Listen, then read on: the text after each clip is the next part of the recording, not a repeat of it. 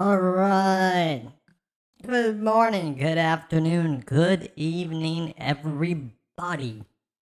I'm a little late, just kind of per usual at this point.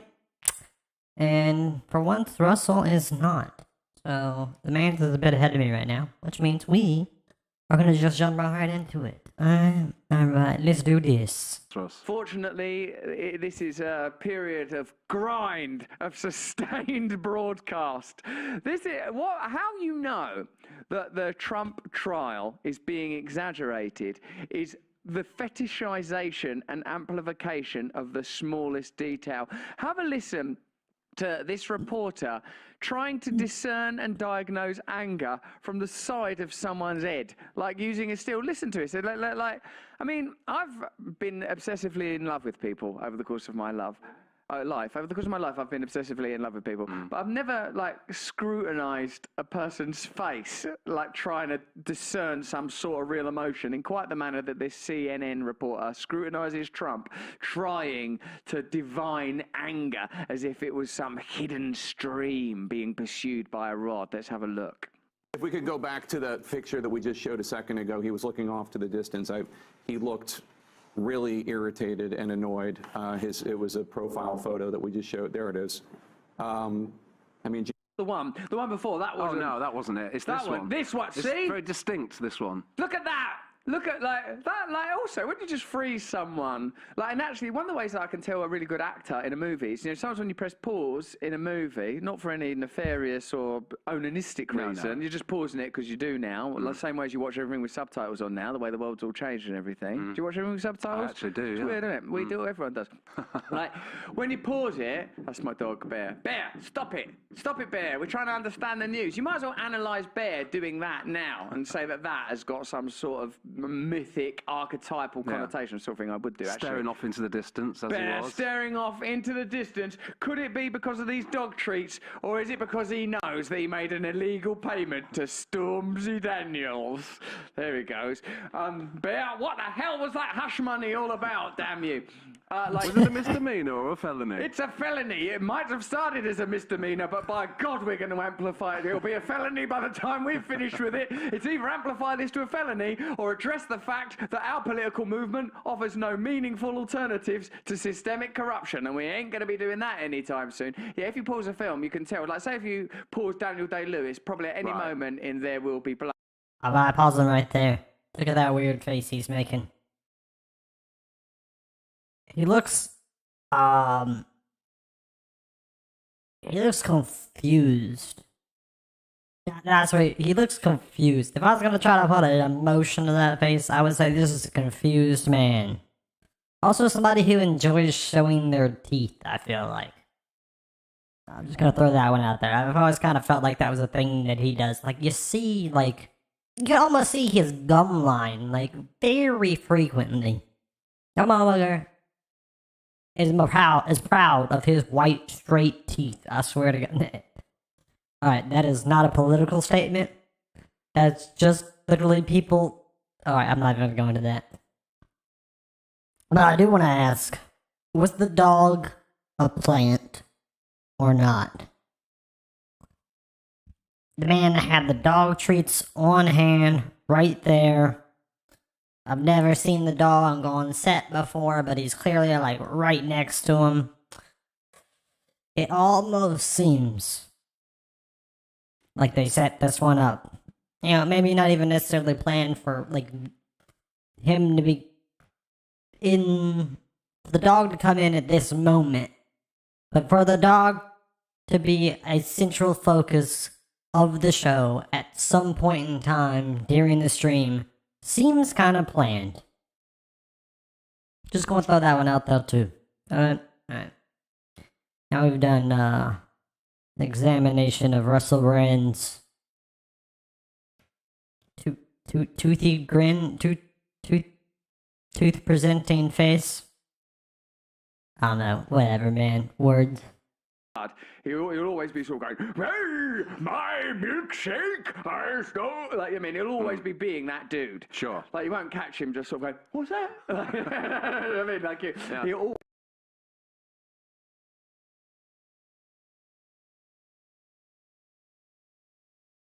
Oh no, he froze it. We done killed the stream, boys.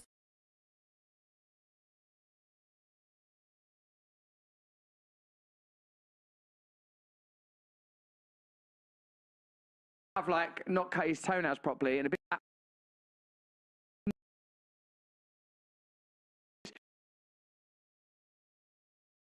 Me, I'm conveying exact right emotion. One where I'm a mouse, one where I'm you a kissed troll, Alec Baldwin. the ball to. Wait, look, that's the mark of a good actor. I would say.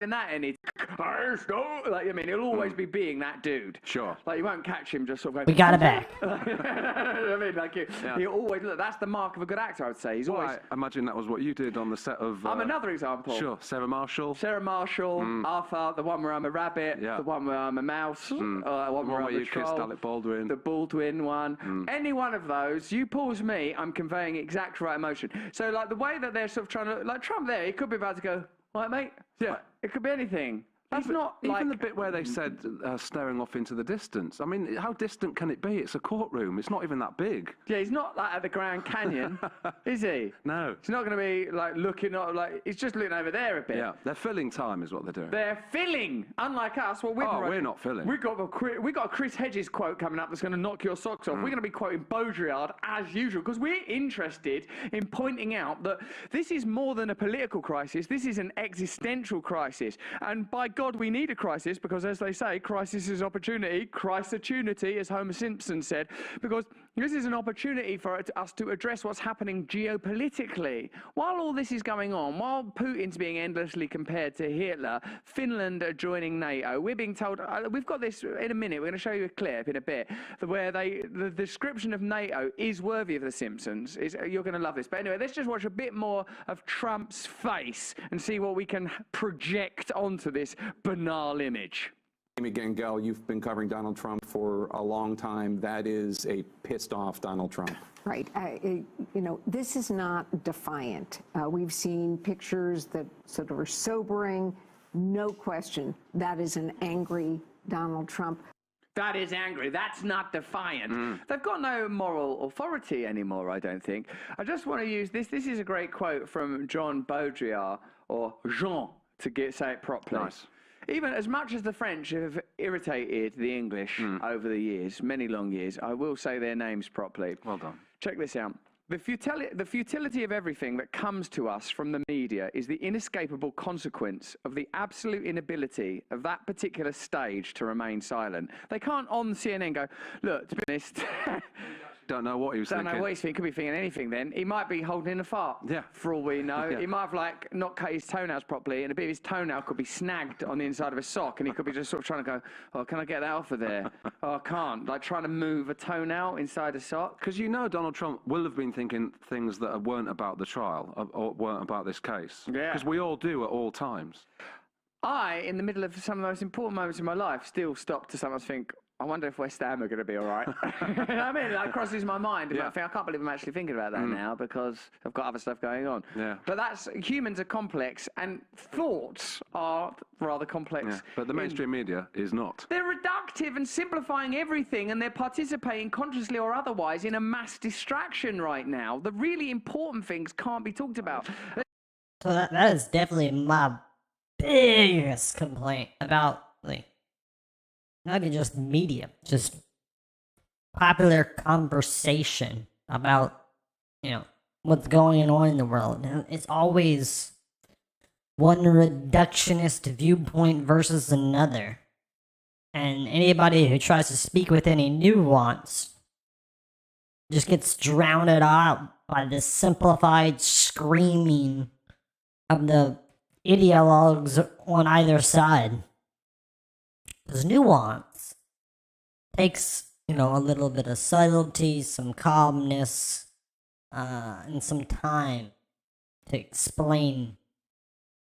Whereas, a boiled down reductionist rhetoric, you just have to scream a few words. And so, they tend to drown out any complex viewpoints. Now, all we get to hear is this oversimplified BS. It's quite annoying.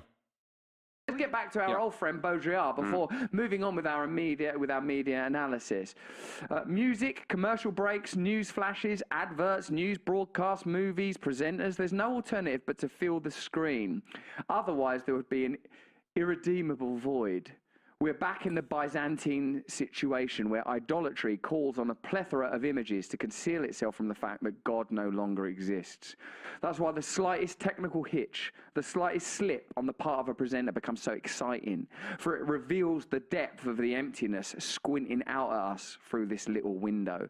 That they're terrified that they cannot provide an alternative to the nihilism that materialism and post-enlightenment rationalism has created. If all that matters is what you want as an individual, if your religion is just your preferences and your aversions, then who are we? If you negate the possibility of the unknowable, the possibility of the mystery, the possibility that we are infinitely and limitlessly connected to one another in ways that are difficult to discern, if you accept that we are somehow connected to one another, and even if that's from a cosmological perspective, i.e. we are all in the same little pinhead that exploded into the universe, then you have to have a different set of obligations. You can't lose yourself in banal sectarianism the way we have done around the Trump trial. Let me know in the chat and the comments if you agree with me with that little piece of analysis. What we're going to look at now is the surreal bit. Yeah.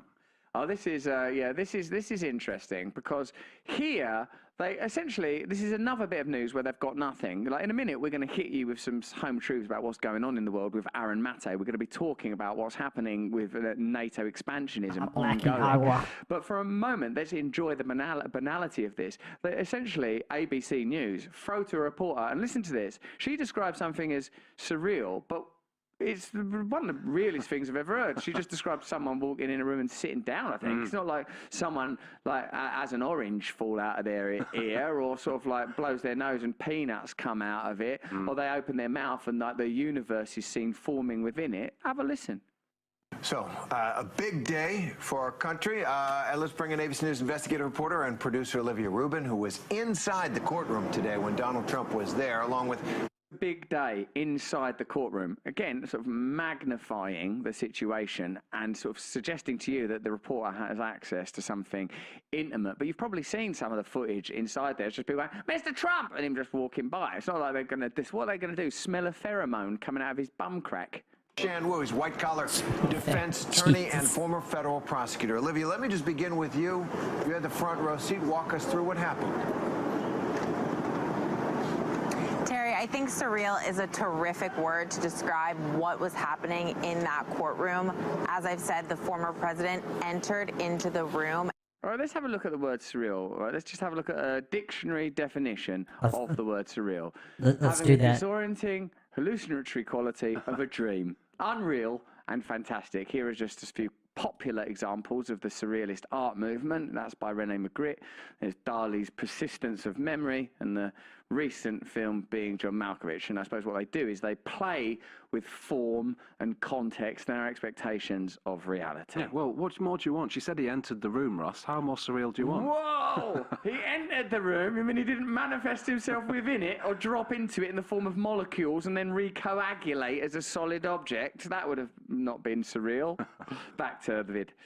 President entered into the room and he had sort of a grimace.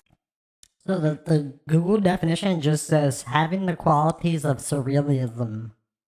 Bizarre. And then if you go to surrealism, it just talks about a 20th century avant-garde movement in art and literature which sought to release the creative potential of the unconscious mind. For example, by the irrational juxtaposition of images.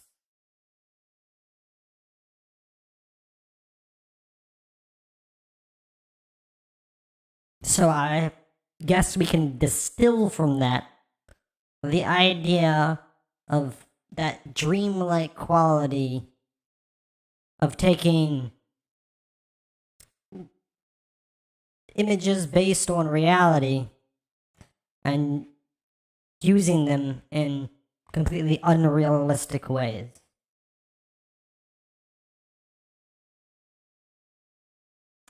Bizarre really is a really good synonym for this, I guess. I'm repeatedly annoyed of late with Google in general, but especially with its dictionary quotes. What's the word for this? Dictionary results, I guess. Anyway. On his face, he took in Sort of a grimace. I mean, that's actual news. You can't legitimise all of the authority that ABC claims just to say he had sort of a grimace on his face, describing that it's sort of a Sort grimace. of. I wouldn't like to say it was exactly a grimace. No. But it was, I wouldn't go that far. That's too much. Well, that'd be irresponsible. That'd be conspiracy theory. Fake That'd news. be fake news. That's the sort of irresponsible crap you get on the internet. Yeah. People saying that there's a grimace when it's more like sort of a grimace. That's irresponsible. That's misinformation. They should be shut down. Thankfully, we're forming a body now to be able to censor that kind of madness. everyone in the room, and he made his way though. to the defendant's table where the proceedings began. He sat there. He showed very little emotion throughout the entire hearing.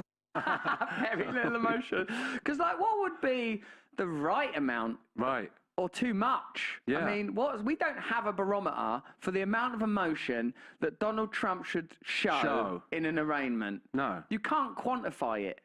Absolutely not. Like, Not down to a specified level, anyway. Or like he's sort of switched off. Like, that's You can declare an obvious maximum, and here's some actual use of the words, right? A surreal amount of, or surreal lack of emotion. You know, if you look like a robot or a sociopath, that'd be one thing. If he was being, dramatic, chaotic, and uncontained, that would be over the line as well. So you can define like these, far and far left and right lateral limits. But I mean, you can't get any real more specific than that in determining how much emotion somebody should be conveying in a situation like this. I mean, probably in general, really. I mean, it's a pretty subjective experience there. how people are. Yeah. Essentially, what they should be saying is, look, come on, nothing's happened, except actually we are funded by the pharmaceutical industry and we get military-industrial complex employees on and just claim they're experts offering you a reliable, unbiased opinion. Like, yeah, that's what they should say. When Baudrillard talks about in the silence there is like this sort of truth, like the godlessness, I would say that there is still, because I'm a religious person, that God is in that silence, and you're confronted with the deception that you've been watching. Deception or distraction, ultimately the same in a way. He stared straight ahead.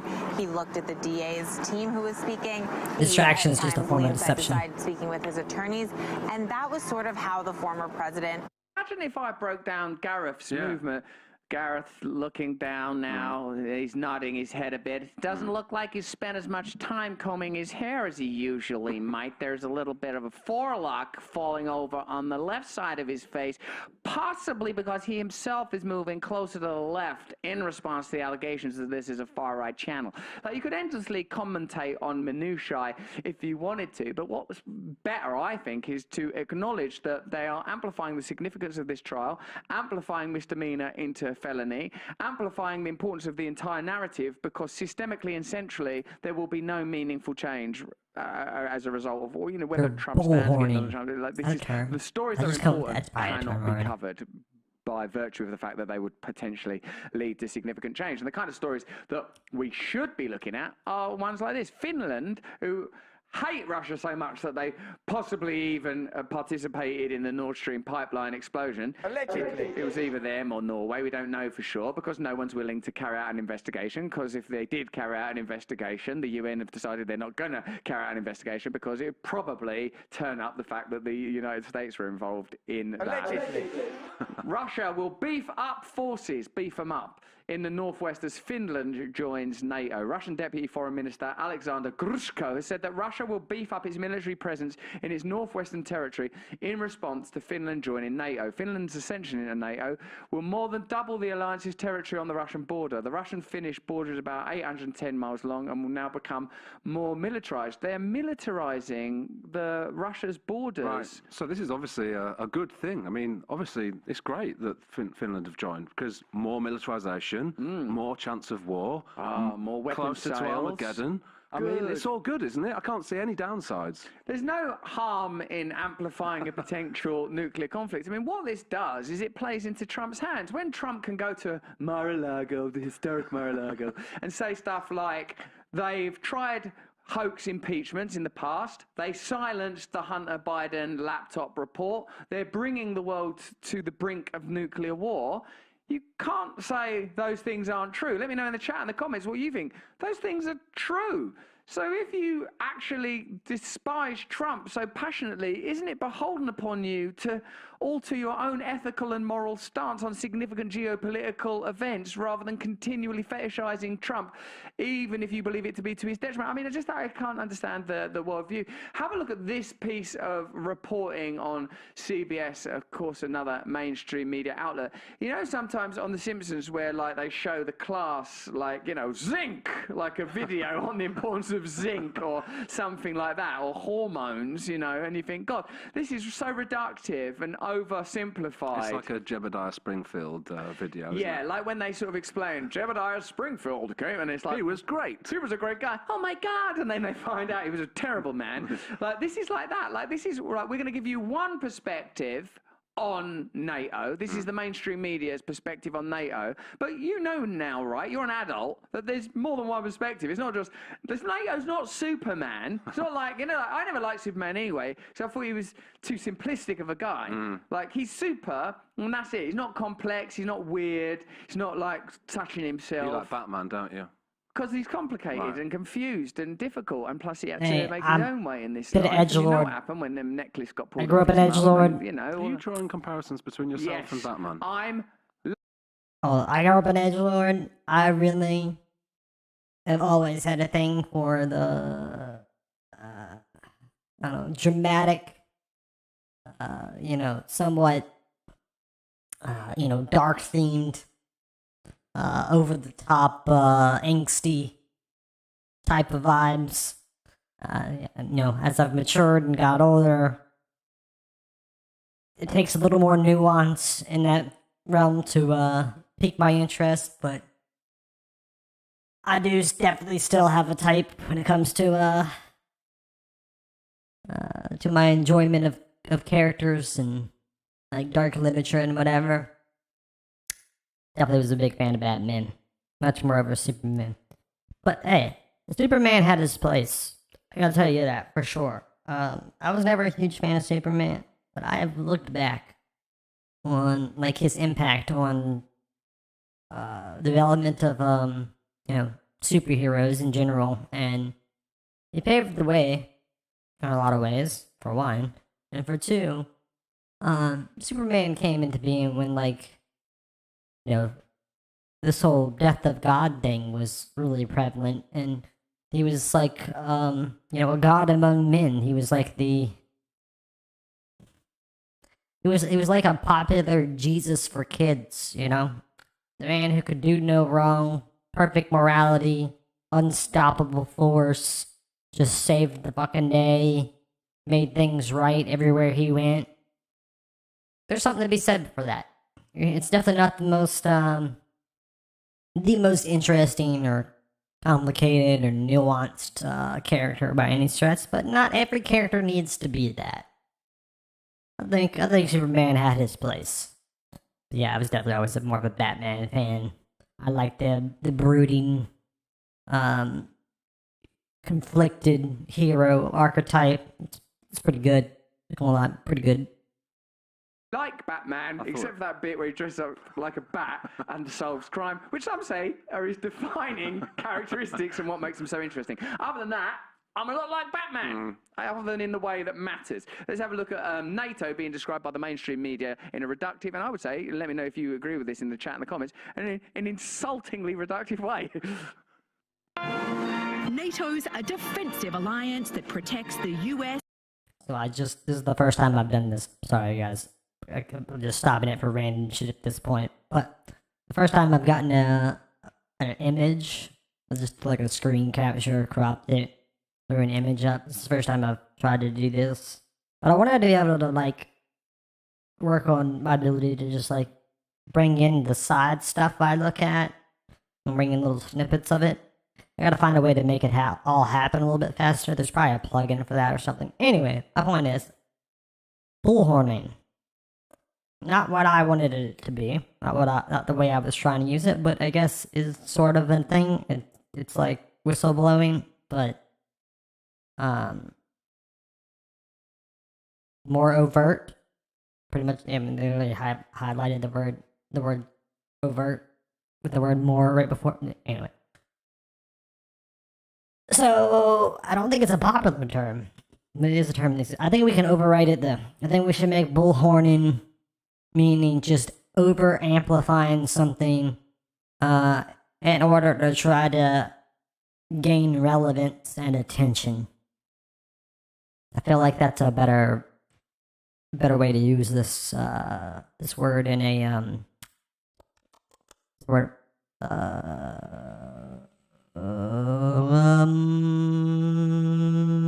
urban dictionary type way. What's the word I'm looking for? Like, colloquial language? Okay, I don't know. I'm blanking on the actual terminology I want to use, as frequently happens. Anyway, just wanted to explain why I dropped that in there. I was kind of experimenting with doing this thing. Might be. Anyway, back to it. Canada and most of Europe. And that's all it is. Yep. It's not anything else. No. I mean, already, right? Just bear that in mind. Defensive. Defensive. We don't attack people. Not aggressive. We're not militarising Finland's borders or anything like that. We're certainly not participating in arms sales. All those things couldn't legitimately be called defensive, could they? So just remember, defensive. Let's write it down so that you're clever and tomorrow. An attack on one country is considered an attack on all. Today, its newest member is Finland. This is maybe the one thing we can thank Mr. Putin. Actually, right, I will say this.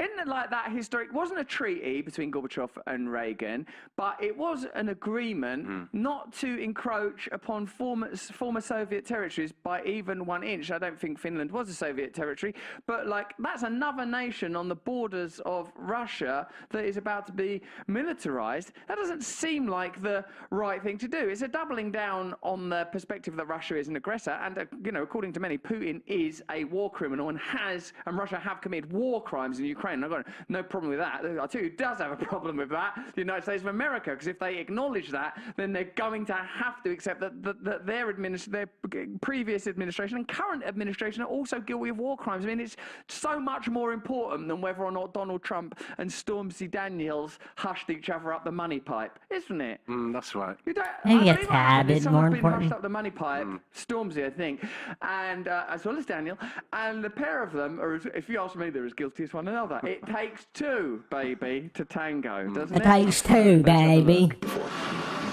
Because he, once again, here has precipitated something he claims to want to prevent by Russia's aggression. In the lead-up to Vladimir Putin's invasion of Ukraine, he complained about NATO's expansion in Europe. But Complained. Hey, I do not like the way that Russia is expanding in Europe because it is an aggressive act that is against many historic agreements. It wasn't a complaint, was it? It was more like, you said you weren't going to do this, and therefore we're going to have to, it wasn't a complaint. A complaint sounds like you've just kicked a ball into someone's garden or something. It's all that NATO borrowed Vladimir Putin's lawnmower, and then when Vladimir Putin said, "Can we have that back, please?" They went, "That's always been our Flymo. We've always had it." And you can't prove that we haven't always had it. It was an agreement, a mutually beneficial agreement, in so much as everyone benefits from there not being a nuclear war. Ironically, Putin's achieved the exact opposite of what he wanted. Before Russia's invasion, about a quarter of Finns supported joining NATO. He says, ironically, he's achieved exactly what he wanted, or what he didn't want. Yeah. But which is ridiculous. There's no irony about it. That's not irony. No. You've not understood, right, as is often the case with American media reporting, they've not understood the meaning of the word irony. And that probably offends me more than bringing us all to the brink of Armageddon, actually. These are words that a lot of people After misunderstand. Moscow attacked its neighbour, that surged to around 80%. Since Finland's frontier with Russia is over 800 miles long, its membership has more than doubled Russia's border with NATO states. And right next door, Sweden's also seeking to join the alliance. Finland's military is considered one of the most capable and modern in Europe. Moscow says that if forces from other NATO countries are now deployed to Finland, it'll respond by bolstering its own military in that region. Noam Chomsky says that one of the ways that the media treats us is a kind of an ongoing infantilizing process.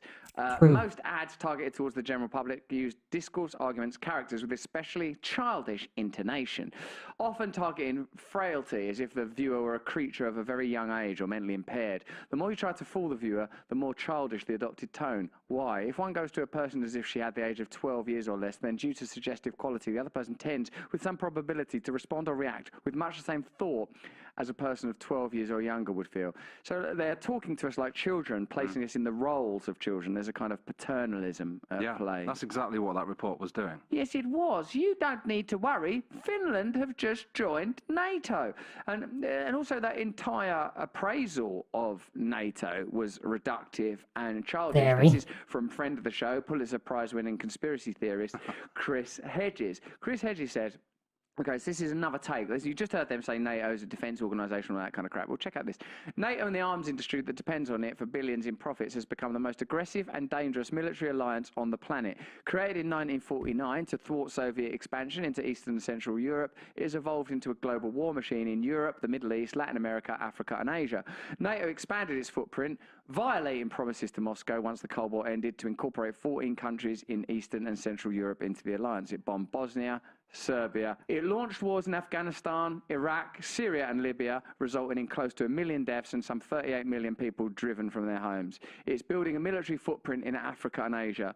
It invited Australia, Japan, New Zealand and South Korea, the so-called Asia-Pacific Four, to its recent summit in Madrid at the end of June. It's expanded its reach into the Southern Hemisphere, signing a military training partnership agreement with Colombia in December 2021. It's backed Turkey with NATO's second largest military, which has illegally invaded and occupied parts of Syria as well as Iraq. So this is another perspective. Defensive alliance, though. Just defending there, just a little alliance. NATO is like you know, in the playground when you hold hands with another child, well, it's a bit like that. Like, it's a really sort of insulting way to present that. And I suppose that's what is so all-pervading that we forget to even criticise it. Like the attitude towards us is, you are children, you don't need to participate. How could you even begin to legitimise censorship if you didn't believe that the recipients of that information are incapable of discerning for themselves? Thank you. Thank you. That's what I've been saying for so long on the censorship front. Like, seriously. Why do we need other people to determine for us whether information is true or false? Why is that capacity being taken out of the hands of the individual and given into the hands of the provenly incompetent and the patently false, liars, deceivers? Why? I don't understand it at all. How could you just give up your own discernment? I need them to put a little label and tell me that this is missing. No, actually, don't even put a label. Pull it off the platform. Bro, do your own research. Double check, triple check. Think about things. Use your noggin. Don't just accept what is told to you. And you don't need people to do that job for you. When you offload your own mental labor, you become the puppets of whoever does that mental labor on your behalf. Why is this so hard to understand? This should be self-evident.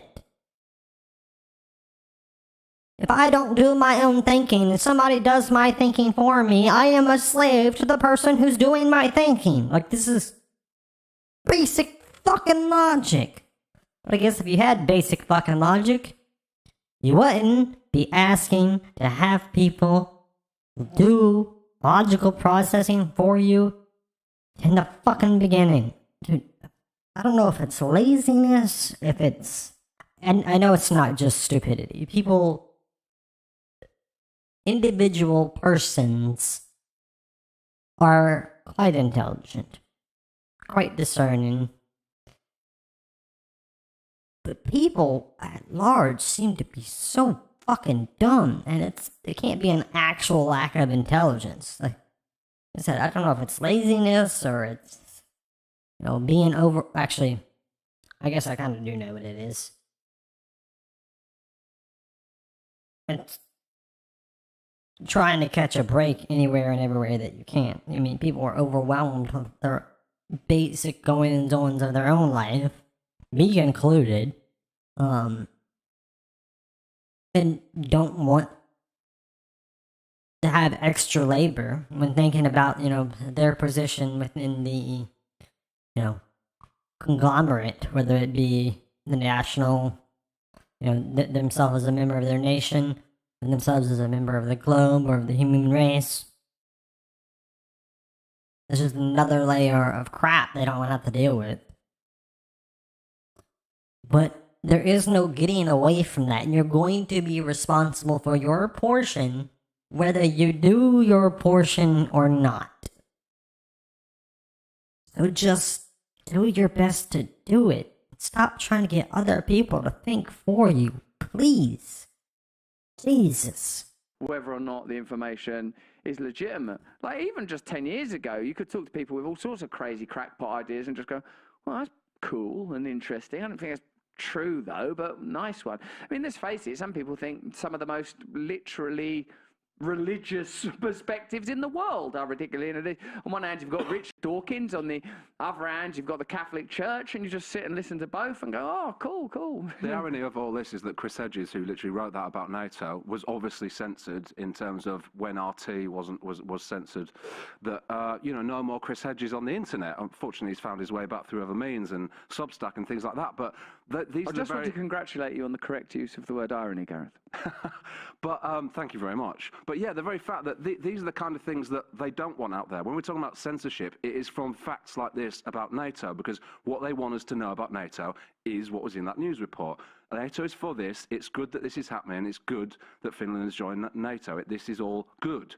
Yeah, Chris Hedges isn't saying, you know, I don't like Spanish people. It's not racist, is it? It's not like, I don't think trans people should be able to... No, that's not what Chris Hedges is about. Chris Hedges is going, wait a minute, I've got another perspective on NATO. Here's another perspective from Chris Hedges on war itself. That is a kind of view that's being even more elegantly extracted from the mainstream discourse.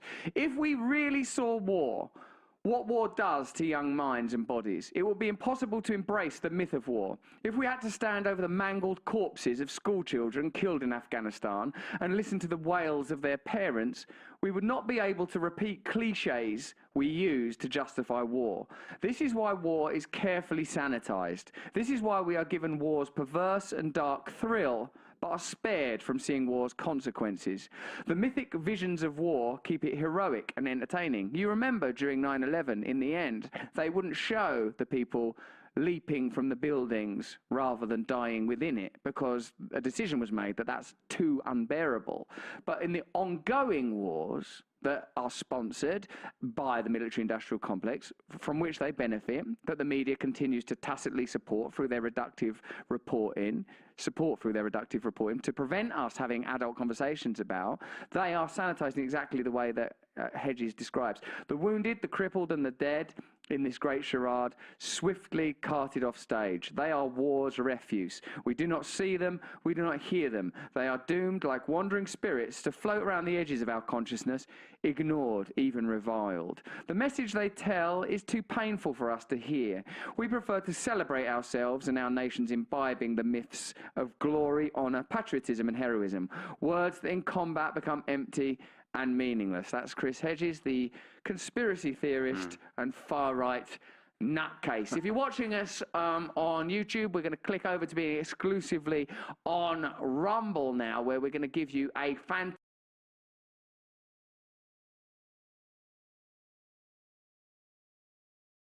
So, if anybody here, now, presently, or in the future, is a fan of Vinland Saga, there's that character that's the younger son of the farmer in season 2. Who's anxious to go off to war and become a warrior and prove himself, and then he kills a man for the first time, and he's horrified and broken by the experience. This is an archetype that is very common, in real life too. Like, all the way back since the earliest human wars to, present day wars. You have often young men who, idealize or almost fetishize the heroic tale of war, only to discover that the brutal reality of it is horrific and sickening. And this archetype is embraced en masse in this country at this point. It's very saddening. And it's not just America. I mean, it happens in plenty of other countries too, but I think it happens... I can speak more directly about in America because I've lived in America.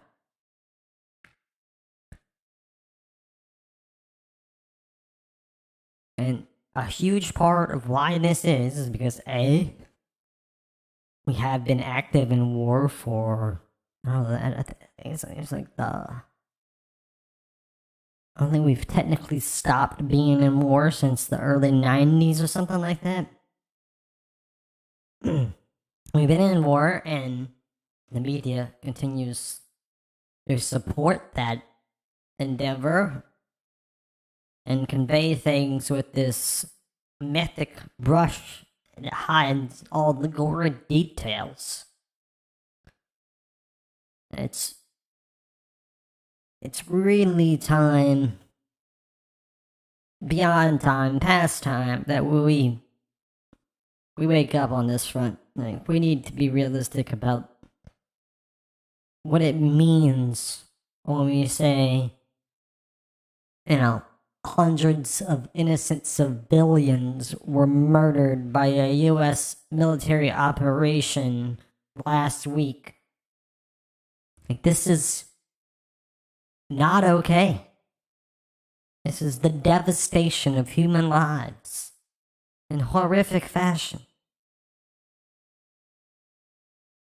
Now, the use of military force is a necessity in some occasions. Sometimes life is brutal and horrible, and we as humans have to contend with that. I'm not trying to paint the world as some kind of deep, one step away from utopia if we all just put down our guns. Like, it's not what I'm saying at all. But neither can you say that the killing of innocent people is a justified thing. Like, you can't, there's no justification for the killing of innocents. And not only do we not justify it, not only do we justify it, we do justify it, but we also don't even really think about it. Like, it would be one thing, and a far more respectable thing, if we really addressed it, and like, perhaps even showed some of the images on our media, and was like, hey, this is what we're doing, and we think it's worthwhile to do this. I would still disagree with it, but at least you're owning what you're doing. But we're not even doing that. It's kind of pathetic, it's sad, and it's just plain wrong. Fantastic insight to how your houses are going to be taken away from you by the financial industry. In short, you will own nothing and you will be happy. Sounds like empty rhetoric, sounds like a conspiracy theory, sounds like fear-mongering. Here are the policies that are gonna bring it about. Here's the news. No, here's the effing news. No, here's the fucking news. While we're all distracted by trumped-up charges, Wall Street is quietly buying up your homes, and by 2030, we'll own 40% of them. Bloody Trump! In a climate where we're being distracted by admittedly alluring and exciting criminal trials, reality and centralized power continues uninterrupted. We're talking specifically today about Wall Street buying up family homes and how that relates to the Great Reset agenda. You will own nothing, but will you be happy? Not with escalating rents, not if by 2030, 40% of family homes are owned by the financial sector. This is a significant shift in the balance of power. These are the kind of stories that aren't sufficiently reported on and observed. These are the kind of things that will happen whether you have a Republican in the White House or a Democrat in the White House, because we believe they're part of a corporate globalist agenda that will not be interrupted while we're distracted by sectarian politics. Let's get into it. For years, John and Angie Collier saved. Oh, this is nice. Eager to buy a first home in Fishers, Indiana, attracted by the good schools and proximity to work.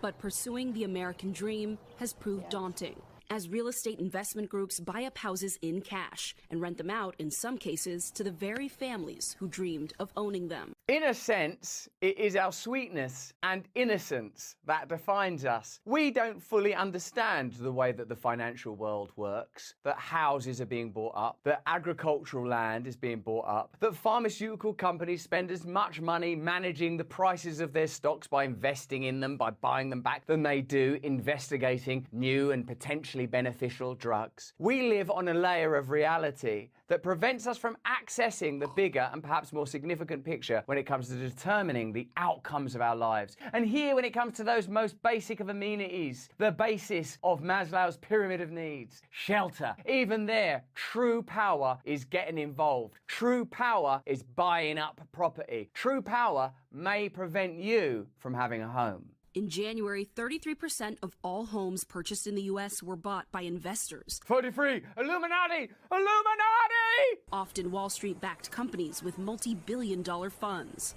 The Colliers currently rent in a town near Fishers from one of the nation's biggest house rental companies. I'm guessing that the Colliers are just an example, that the Colliers aren't the news. What are the Colliers doing today? Oh my God, he's left her! You bastard Collier! 4 times in recent weeks, they've been outbid by investors with all-cash offers. It can be, discouraging when you get overbid by, companies. How do you save when you're spending $2,200 a month just to rent? In a sense, what they're intelligently, I suppose, on the mainstream media news doing is using the Collier family to represent an ordinary American family and demonstrating how the difficult to observe movement of the financial industry and the increasing cost of living are affecting ordinary Americans. What the mainstream media will not be able to do is what we will do, is tell you exactly why this is happening and what is required to stop it. So these companies have you on both ends. Yeah, it's definitely a conundrum. Good old Mr. Collier, smiling his way to homelessness. Actually, I quite admire his spirit. Can I come and live with you, Mr. Collier? Yeah, sure. You seem like you might be quite high maintenance. I actually am. In some Fishers I bet neighborhoods, he is. investors own more than half of the homes, I bet according he to is. realtor Laura Turner. This is one of the neighborhoods that investors have really targeted. They're coming in, they're buying it at cash, and then they're going to hold them as rentals. Remember something as fundamental as Julian Assange's claim that the function of government is to extract public money and put it into private hands. And these sort of simple maxims help me to understand the nature of reality, i.e., in this instance, the function of real estate development ought to be to provide homes for ordinary Americans. And one might imagine that in the 1950s, for all of its cultural problems and challenges, it was a simpler metric or mechanic that existed between the construction industry and the American citizen or consumer. But now the financial industry has become so deregulated and sort of terrifying and vast. There's like, hang on a minute, if we buy up all the homes, then we'll be able to profit by 5%. It's like some terrible, terrible mathematics that's revealed that you should just fuck ordinary people to death. Fisher's mayor, Scott Fadness, is frustrated by the surge of distant, faceless landlords. I like the surge of distant, faceless landlords. What's that coming over the hill? That's just the surge of distant landlords. But what about this featureless, blank expanse? Oh, they're faceless. Don't let that worry you, though. The fact that they're not participating in humanity. Oh, okay. Do you think they're going to be reasonable if I'm late on the rent? I don't know. Try and tell from looking at his face. So take, for instance, if you have a high grass... He's such a chaotic individual. Very dramatic. Clearly a drama student. Which is probably why he ended up an actor. Interesting guy, though. Love him. I've been talking about this for a little while now. This whole, housing crisis. This is only getting worse. It's only going to continue to get worse. I know there are some people saying right now that investing in a home is not a good plan for you, especially if you're a young adult. Well, if you're a young adult, it's probably not a feasible plan at all. Like, you're just not going to be able to. But if you have the option to get full physical ownership of a property right now, do so. For the love of God, do so. Because the whole agenda, the WEF agenda of you will own nothing and be happy, that shit is running full force towards the objective. Of course, the objective is partially false in that they don't care if you're happy or not. Keep that in mind. If you're renting right now, and it's at all possible that you could be owning. Just saying, guys. Just saying. Weed issue, a code enforcement issue. I mean, if they own 4,000 homes, who is the individual that you can go talk to about a specific problem? Excuse me, the plumbing's not working very well. After getting outbid time and again, the Colliers say they've given up on Fishers. Is the American dream still accessible? I think the American dream is changing. We all know that it's called the American dream because you have to be asleep to believe in it. Our society may be going in that direction where we are getting further away from ownership, but I don't think it's the right direction. I actually think Mr. Collier should be in charge of the country. His upbeat demeanor is exactly what we need right now. Okay, so this proxy war we're engaged in and the prosecution of Trump, which is a distraction from the fact that centralized government's never going to do anything about issues that are affecting me and you. Isn't that right, dear? That's right. How do you keep smiling? I don't know, dear. I don't know. Anyway, gotta run. We're going to start another war with China. Oh, guys, do we really need to do this? Do we have time? Also, the shower stopped working. What? They've put in a bid on a home in a town farther out. Their American dream modified, not broken. The conclusion of the report can't be that the American dream is modified, not broken. It's a terrible dream of compromise and centralized corruption and financial brutality and faceless landlords. We've modified the American dream now. So it's got and made it worse. Scary, faceless landlord in it. I think I'm not going to go to sleep tonight. Institutional investors may control 40% of US single-family rental. That's the real question, though, boys. That's one of the #1 questions on my mind. every fucking day. When will people decide that they no longer want to sleep? I mean this in the metaphorical sense, obviously. Like, I'm gonna wake the fuck up. And I mean, like, in the sense of the whole fucking bullshit hijacked woke movement. I mean, actually start really discerning for ourselves what the fuck is going on and what the fuck we need to be doing about it. As it's coming. I'm not a doomsayer on that one. I think it's 100% coming. I think it's only a matter of time before people have had enough. And I think the percentage of people that have already made that call, pretty much, is a higher percentage than it's ever been. Because our population is higher than it's ever been. It's more people than have ever been, quote-unquote, awake. Just, unfortunately, not quite at that tipping point. We're not there where it's enough people that we can make real change happen. There's still enough people that want to keep on sleeping and will violently defend the dream that we can't do anything about it yet. At least not much. Not on the big scale, you know. Do things for your local community. If you want to get involved and actually make some kind of difference, do some things in your local community. Do things that are within your actual means and reach, however small that might be. I mean, lend a hand to your neighbor, or something. Anything. And one day, in the not too distant future, there will be dramatic change. The only question: how bad do things have to get first? That's all it comes down to. And I personally hope not much worse. Not much worse. Hopefully, only a little bit worse. But we'll see. Homes by 2030. Good night! The single-family rental industry got its start with government backing in the fallout after the 2008 financial crisis. Never let a good crisis go to waste. The thing we learned here is you can really exploit single families. Well done. Lesson learned. Thank you. Oh, and will I be going to prison for my part in all this financial travesty? No, just focus on exploiting those single families, as I say. It was that rare opportunity that attracted the institutions to build a portfolio out of these foreclosed properties.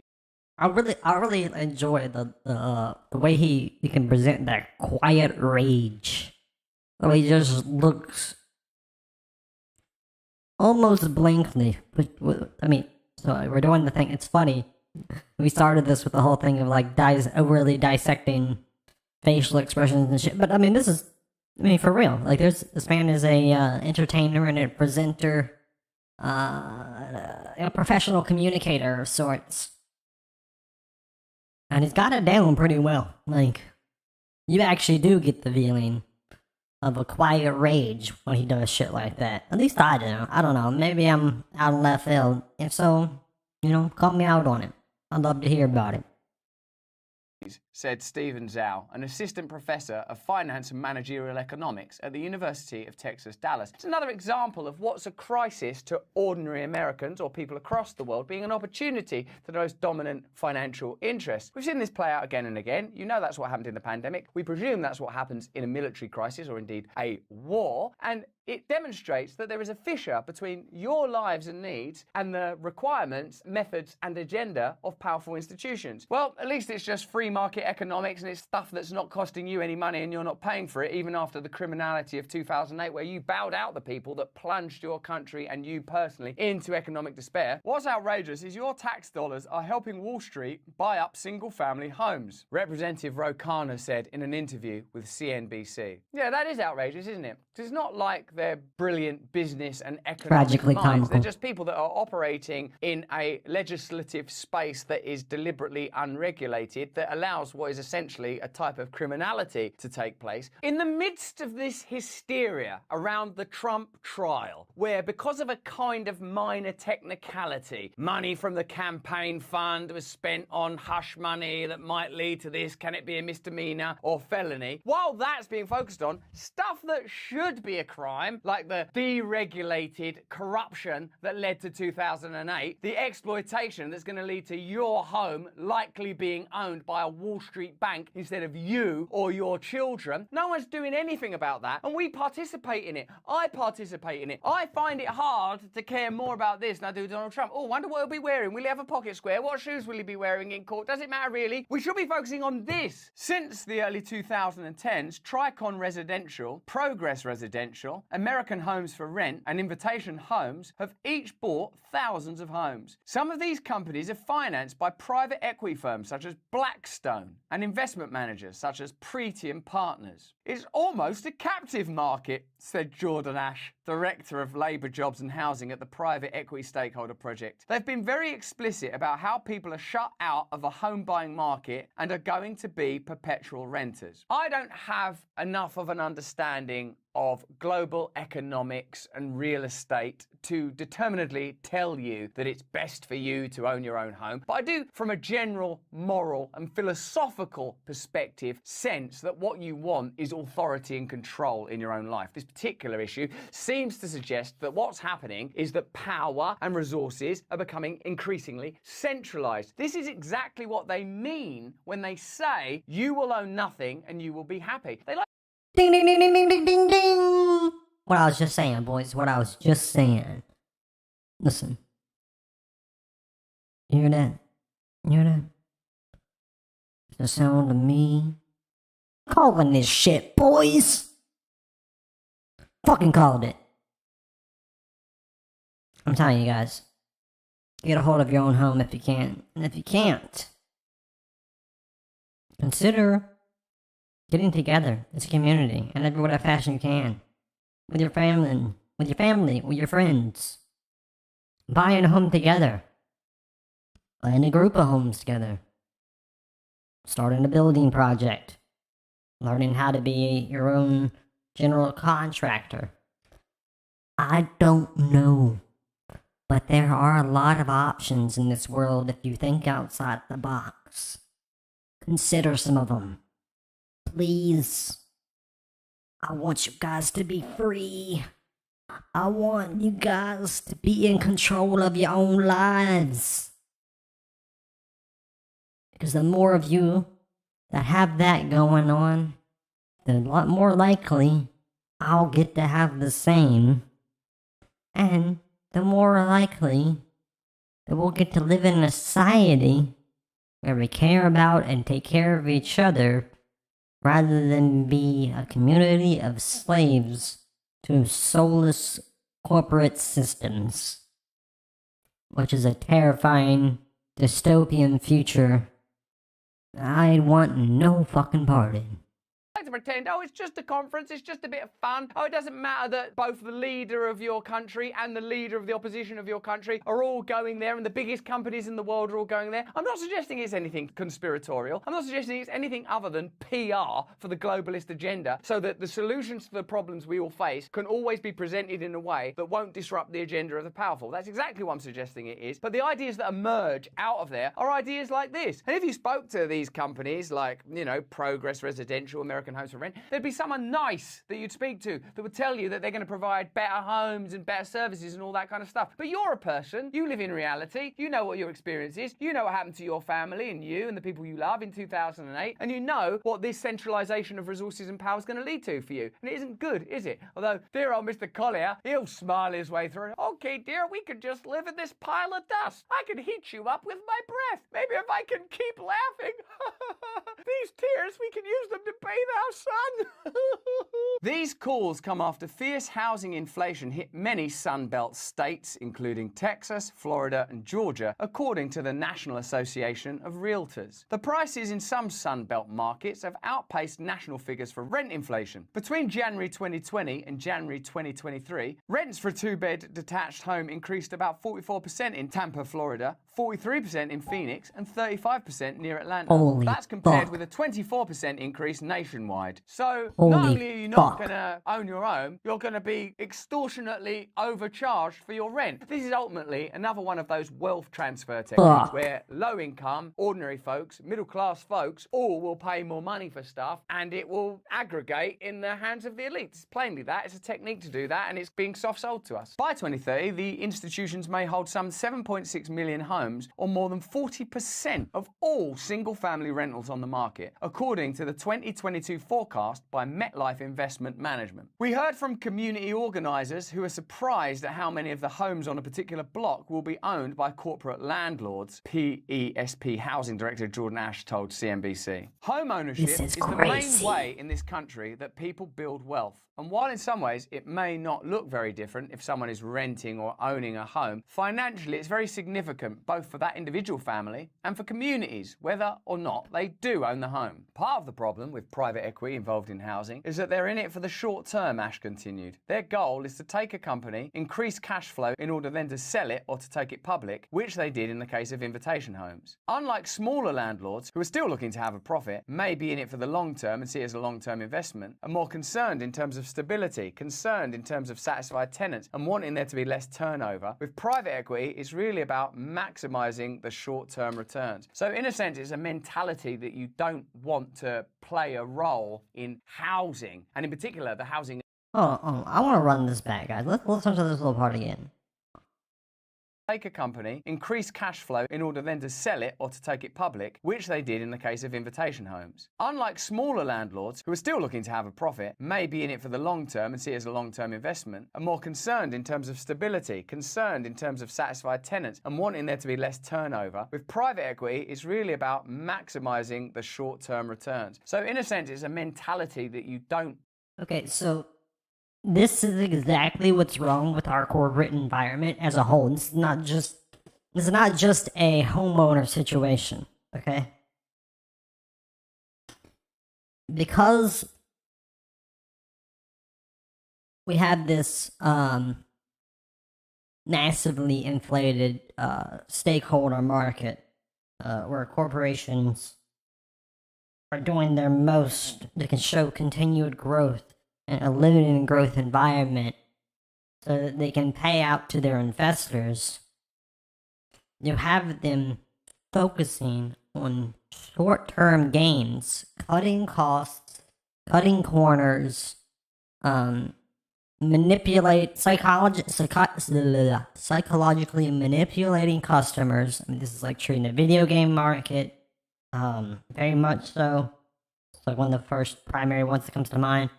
But this is true in like whatever market you want to talk about right now at this point. It's become so inflated that we're no longer caring about, you know, what is our long-term strategy look like, and what is our customer relations like, and, you know, are we building trust and you know, longevity in the product, whatever it is. No, or instead, can we hike up prices, hike up revenue, pay out to our investors before we go on to the next company? You know, CEO just spends 5 years at one company, gets them record profits, moves to the next company before the bitch starts to crash. They're becoming self-consuming monsters. And the problem is, you would think that might, you know, eventually correct itself if they all just implode. But they're not going to all implode because they'll just keep putting up, you know, you have umbrella corporations that own so much of everything. They just keep putting up new front companies that take the place of the dying older front companies. So you have these out of control incorporated systems that don't care about individual companies, much less individual people. This is people like I hate the term, but like this is what like the real downside of what we can call late stage capitalism. This is what happens when you have unregulated, bloated corporate environment running to its ultimate end. Money moves towards the top. Public relations matter less and less. Viewpoints become more short-sighted. Become way more effective at cutting corners. I mean, in places like the food and health industry, to a lethal effect. And nothing gets done about it. Because the amount of money getting put into powerful people's hands overwrites any concern to the contrary. This is unfortunately the reality and a true argument against late stage capitalism. This is the real problem. I don't think that communism is a fucking better option than capitalism. I would say if I had to pick between the two, I'll take capitalism, but we've got to find out how to rein it in, because this is just madness at this point. Freaking insane. Just think about it for a while.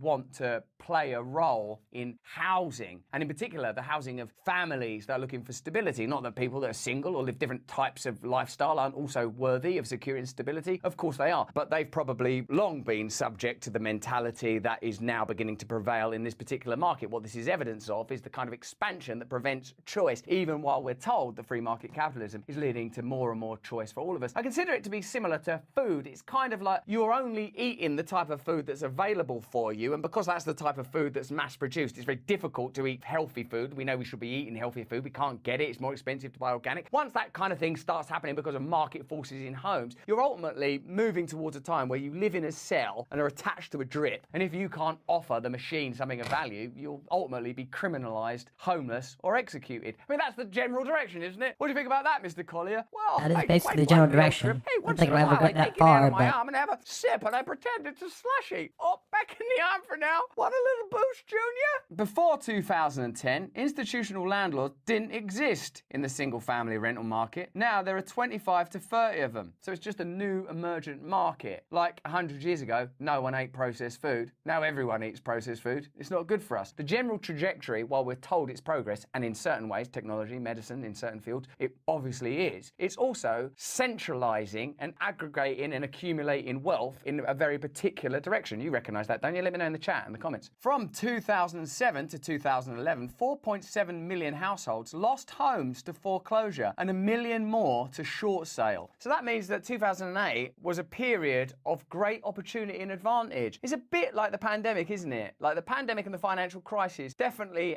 have comparable components in that it was a devastating crisis if you were in a particular strata of society, but an incredibly lucrative opportunity if you were in another strata of society. Private equity firms developed new ways to secure credit, enabling them to leverage their equity and acquire an astonishing number of homes. After the 2008 crash, the unprecedented supply of cheap housing in good neighborhoods made corporate single-family home management feasible for the first time. It's only regarded as a financial opportunity. That's homelessness from another perspective. Neighborhoods that were formerly ownership neighborhoods, that were one of the few ways that working-class families could build wealth and gain stability, are being slowly or not so slowly turned into renter communities and not renter communities owned by by mom-and-pop landlords, but by some of the biggest private equity firms in the world, says Peter Coons, the former Los Angeles director of the activist group Alliance of Californians for Community Empowerment. In some ways, I'm glad because it's now so magnified, amplified, and obvious that there is corruption, that it's affecting everybody. So whether you're sort of part of an underclass, ordinary working class, middle class, even affluent middle class, they're coming for you in the rhetoric of Donald Trump. What is really dangerous to tenants and communities is the full integration of housing within financial markets, says Maya Abood, who wrote her graduate thesis at the Massachusetts Institute of Technology on the single-family rental industry. Because of the way our financial markets are structured, stockholders expect ever-increasing returns. All of this creates so much pressure on the companies that even if they wanted to do the right thing, which there's no evidence that they do, all of the entanglements lead to an incentive of not investing in maintenance and transferring all the costs onto tenants.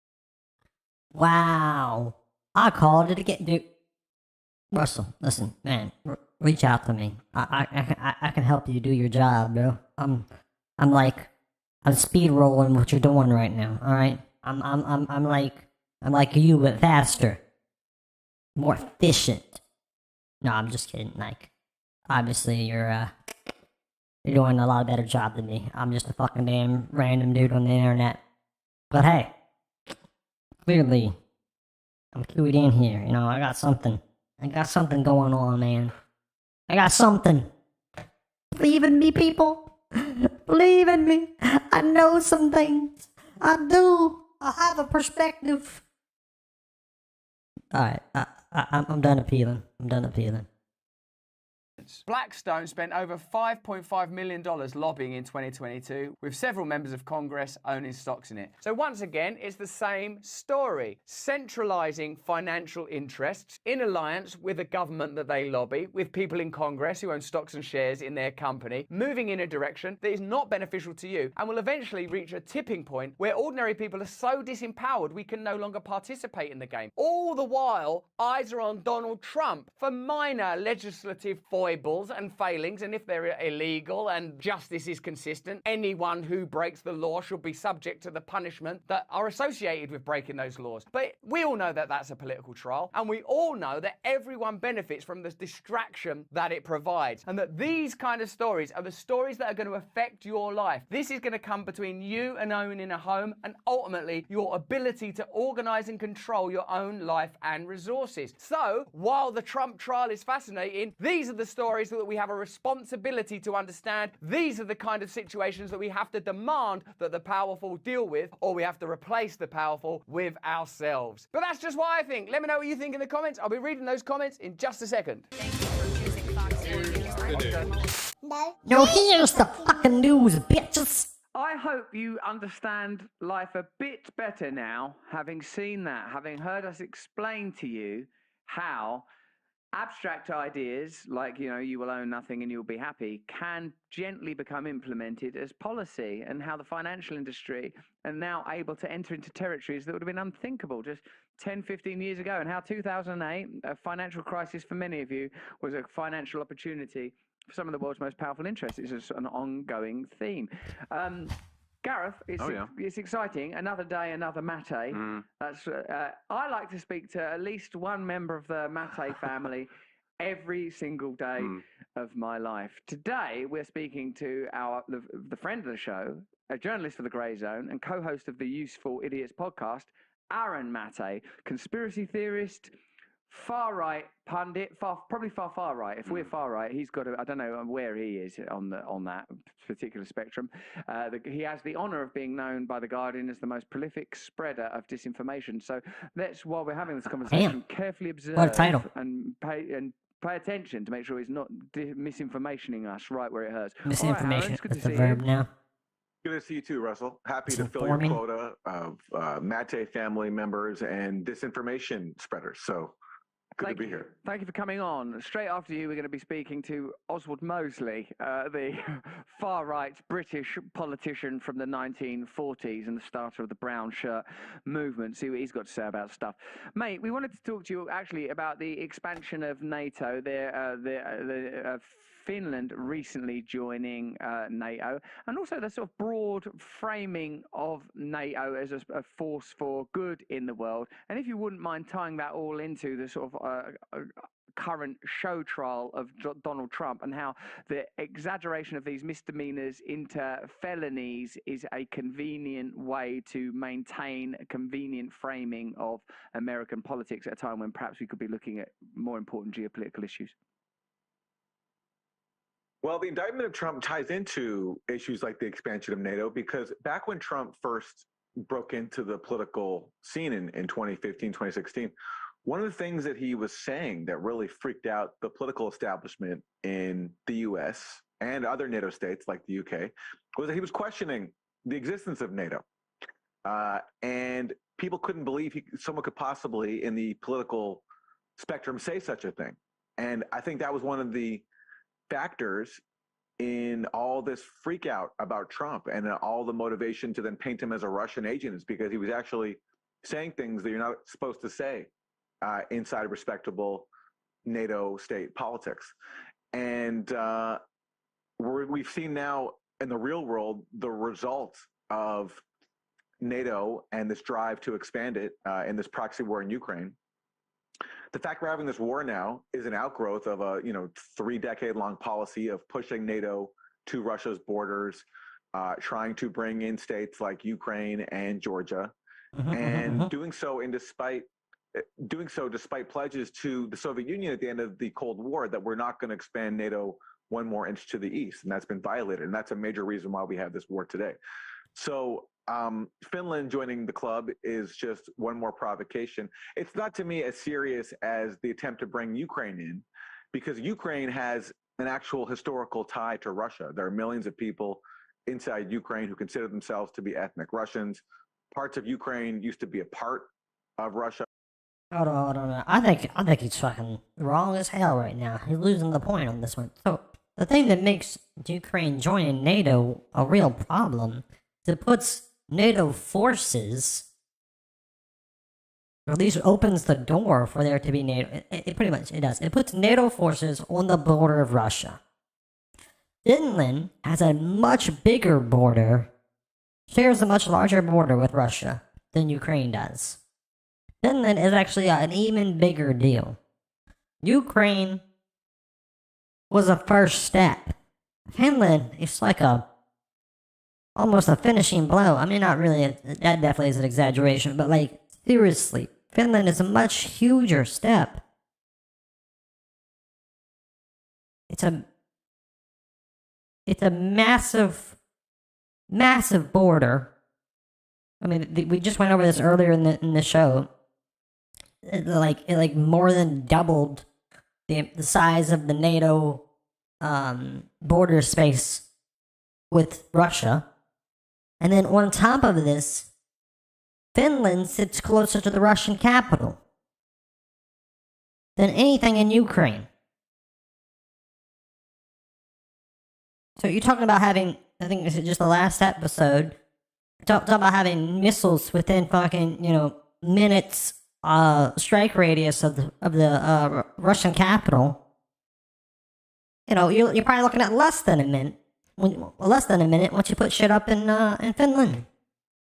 Finland is a much bigger deal, but it's being swept under the rug because there's already military activity going on in Ukraine, and that makes the joining of Finland look like a footnote.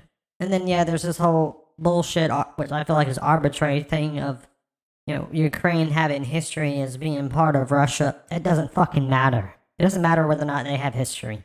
It really doesn't. In terms of a strategic and military, that's what this is. It's a strategic military operation is what's going on here. And in those terms, history doesn't fucking matter.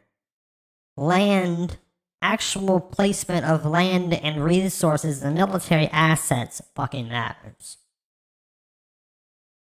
It's the number one, communication networks and control over those are what matter most. And then right after that is asset positioning on physical land and what that landscape looks like. So I think this guy's drastically missing the fucking point to say that Finland is the footnote. Ukraine is the footnote compared to Finland. And Russian officials have long warned that any attempt to bring Ukraine into NATO would put Russia in a bad position because basically. Also, they have long warned the same thing against Finland. We thought, at least circles that I've discussed this in, is believed, that Finland was pretty solidly put into the no category, and, we just weren't going to broach that. But Ukraine had been, for years now, hey, maybe we can, maybe we can't get Ukraine into NATO. Well, right after doing the Ukraine thing, they said, psych, we're actually all about this Finland shit too. Boom, brought Finland in. I mean, I just can't believe that we're trying to brush that under the rug, and it's such a masterstroke in terms of, like, the NATO versus Russia, positioning right now. It's absolutely mind-boggling. As William Burns, the then ambassador to the U.S., wrote back in 2008, if Ukraine joins NATO, Russia feared that would trigger a civil war and that would force Russia to intervene on the side of people who support Russia. And that's pretty much what has happened. And so Finland joining NATO, I don't think is something Russia is too concerned about, but certainly expanding NATO's borders to Russia does increase the tensions. And the idea that NATO is supposed to be defensive. I'm about to keep pausing this, guys. It's crazy. So the fact that there were people within Ukraine that sided with Russia was not the major factor. It was a very convenient and beneficial factor for Russia that they basically had men on the inside of Ukraine. That was very helpful to them. But it was not the major point at all. The point is the military positioning and control over their border space. That's what the fuck matters. We're talking about real military movement here. Like, this is not theoretical fucking, politics, alright? Like, this guy, I feel like this guy's just lost in the politics of it. This is military movement.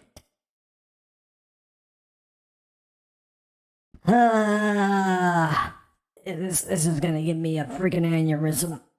It's just, as you've talked about, it's a joke. I mean, look at its recent record. Destroying Libya, invading Afghanistan, destroying Yugoslavia and turning that into separate states. I mean, that's the real nature of NATO. And the idea that it's there to protect people is just completely undermined by its own record. They have an explicit Facts. relationship with the military-industrial complex. Is there any evidence that they are involved in the brokerage of arms deals, that they facilitate it, that an expansion of NATO somehow leads to the expansion of the military-industrial complex? And also, Aaron, I just say that is fascinating. When Trump, who I'm not broadly speaking he's not someone I blithely support. I enjoy him as an establishment wrecking ball, I do have to say.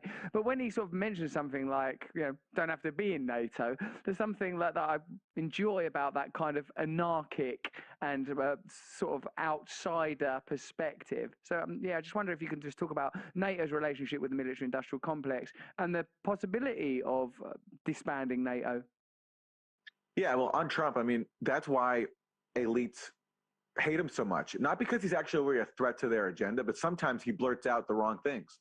So he'll question the existence of NATO, while still policy-wise, he encouraged NATO states to spend more on the military-industrial complex. So policy-wise, he pretty much continued the NATO agenda, but sometimes, occasionally, he'll speak the truth, and he'll say the wrong things.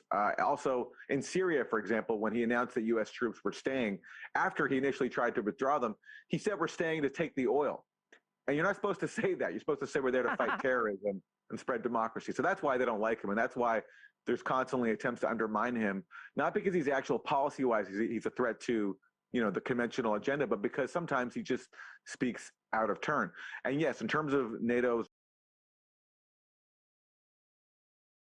So yeah, this guy's clearly a politics guy, because now we're on more of a politics issue. And he's fucking nailing it. This is exactly what the deal is with Trump. He's you know, he's not so much completely counter to the fucking established powers. He pretty much toes the line for the most part. He just runs his fucking mouth too much.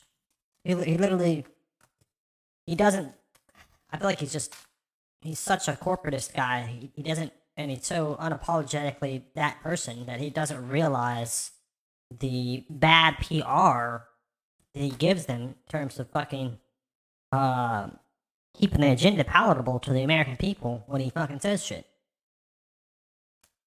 And this guy nailed that part for sure. The relationship with the military-industrial complex. If you look at the multiple rounds of NATO expansion and how that's been received in the U.S. Congress, which has to vote to approve these expansions, every time that happens, there's a massive influx of lobbying money by the military-industrial complex in support of NATO expansion, because the military-industrial complex recognizes that NATO expansion is hugely profitable for them. Back in the 1990s, there was a lobby group in the U.S. called the Committee to Expand NATO or something like that. And it was headed by a guy named Bruce Jackson. But that wasn't Bruce Jackson's only job. Bruce Jackson's day job was that he was a vice president at Lockheed Martin. So he recognized that expanding NATO was very good for Lockheed Martin. So yes, I mean, because if you expand NATO, you have to your military has to be up to NATO standards, which means spending billions and billions of dollars on weapons. So there is a huge connection there. And that's why Jens Stoltenberg, the NATO Secretary General, he's not really a general of anything. He doesn't have a military role. He's just basically an arms dealer. He's an arms lobbyist. That's what he is. He's there to sell the public on the need to spend more money on weapons. Aaron, you know Russia arrested that Wall Street Journal reporter, Evan Gershkovich, and the Biden administration are up in arms saying you can't just arrest journalists and put them in prison without trial. What do you think? You can't just use the Espionage Act as a catch-all way of arresting people with dissident voices that you don't agree with or approve of. What do you make of that while dear old Julian Assange is banged up in Belmarsh here in Blighty and dear Edward Snowden abides in exile in Russia? Is there some hypocrisy there?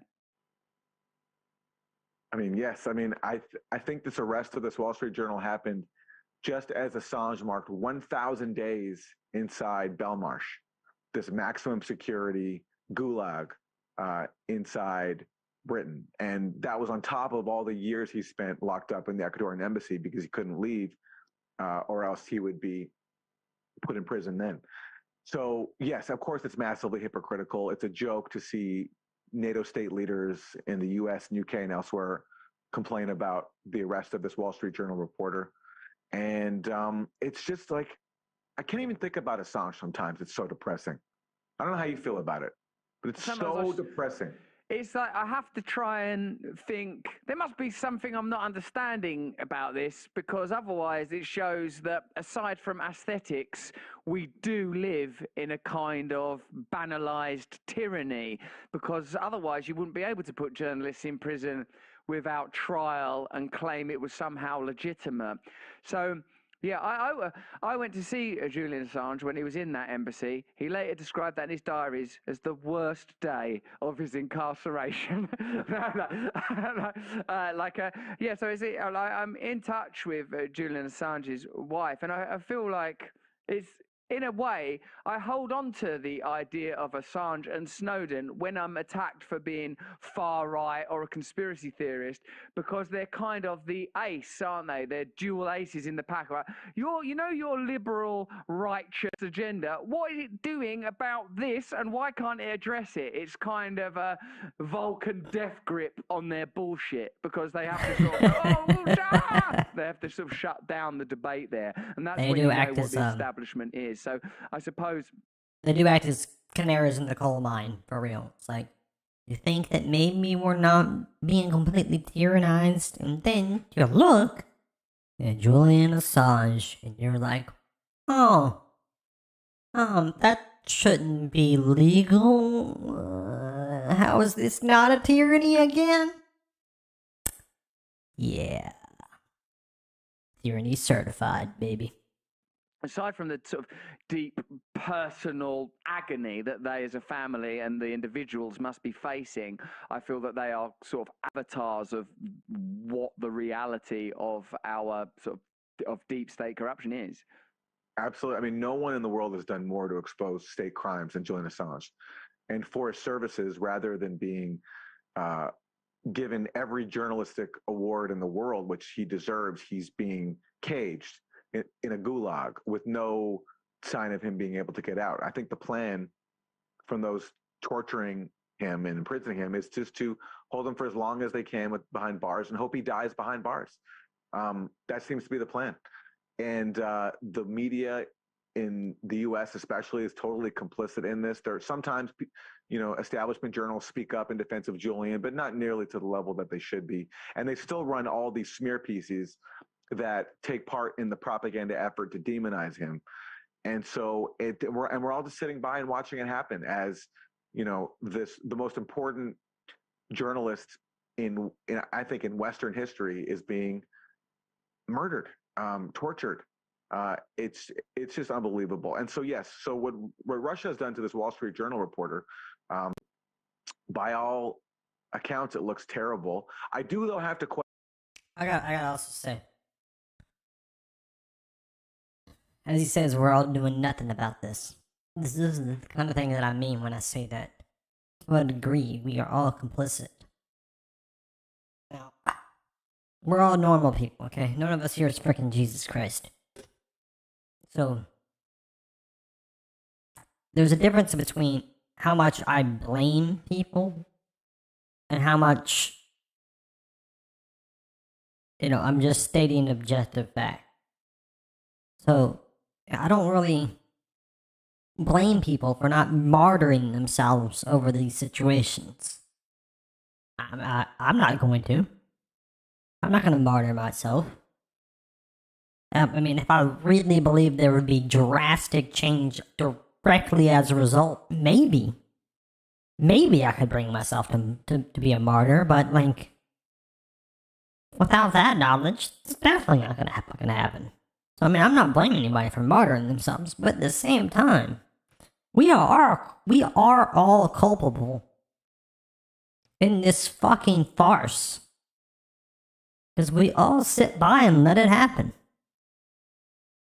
And the system cannot be held accountable as a whole because of the fact that none of us wants to hold ourselves accountable.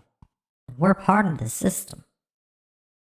I think this is something you actually have to think about. I don't just say this as some kind of, gotcha or, moral grandstand or anything. Like I said, I'm no better than anybody else, but this has to be thought about.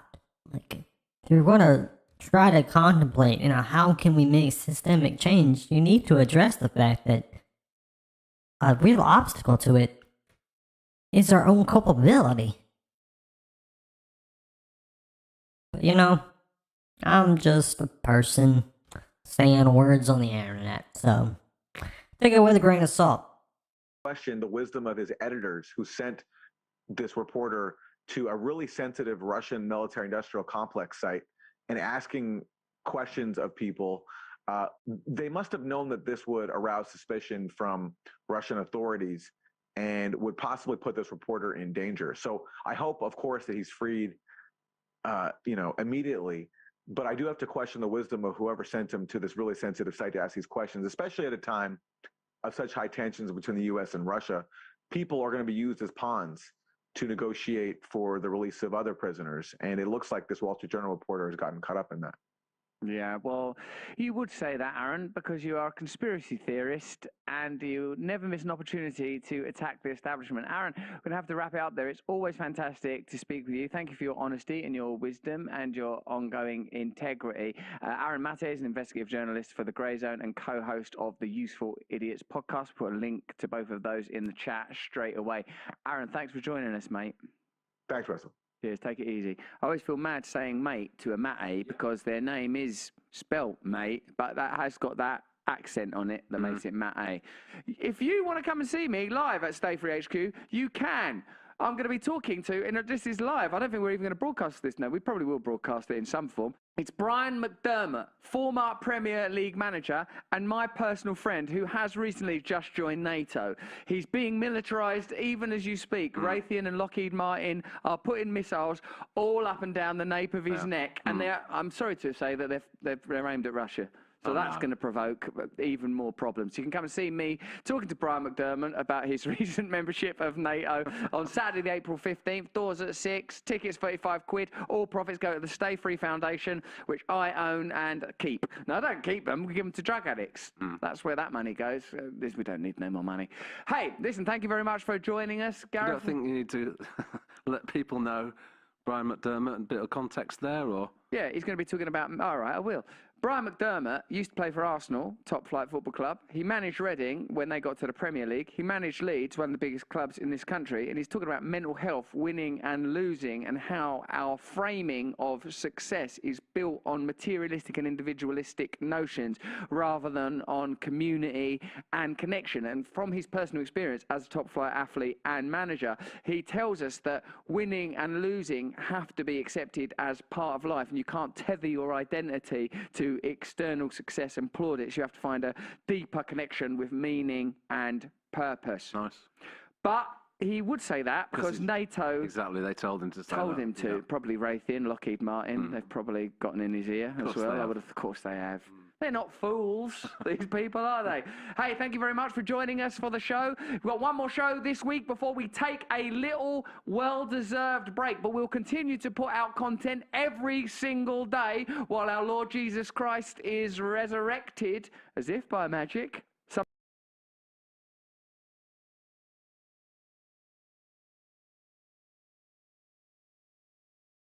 What the fuck happened?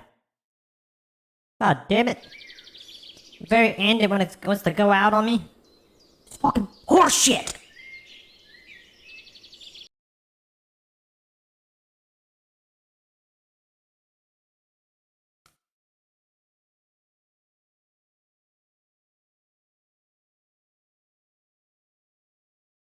You need to let people know Brian McDermott and a bit of context there, or? Yeah, he's going to be talking about, all right, I will, individualistic, none on as part of life. And you can be channeled and directed by us if we are able to overcome the limitations of the self. And that is real, Gareth.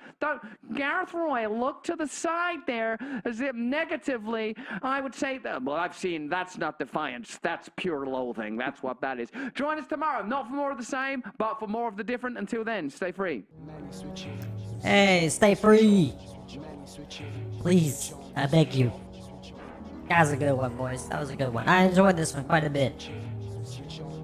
I think we took an hour-long news segment, live stream, and we made it an hour and 42 minutes, something like that. Let's see, an hour and 45, basically. Hell yeah. Alright, hey, listen, I gotta go grab a drink real fast. I will be right fucking back. But I've got a little bit more for you guys before I go for the day. I do have plans again today. We're gonna do a longer stream on Friday if nothing else, Royce. What is today? Are we already at Thursday? I think we actually already may be at Thursday. Oh my god. Okay, yeah, we're gonna do a longer stream tomorrow. I promise. Absolutely fucking promise. But this one's not over just yet either, okay? I got a couple more things. I'll be right back.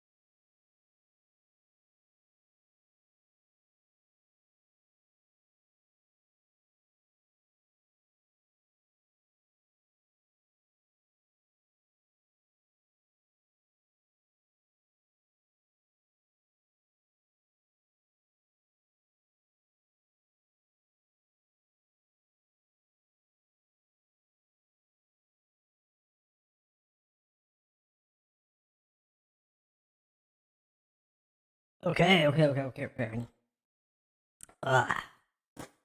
Jesus. Got in the wrong hatch. Okay. Alright. See if I can find what I was, keep myself sorted. Let me get, Alright, give me a second. Hold on.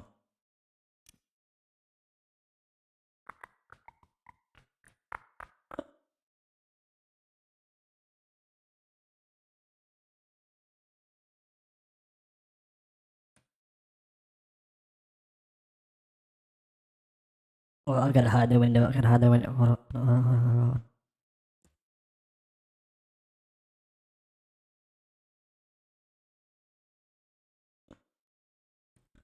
I am a big man. Look at me. I now consume the screen.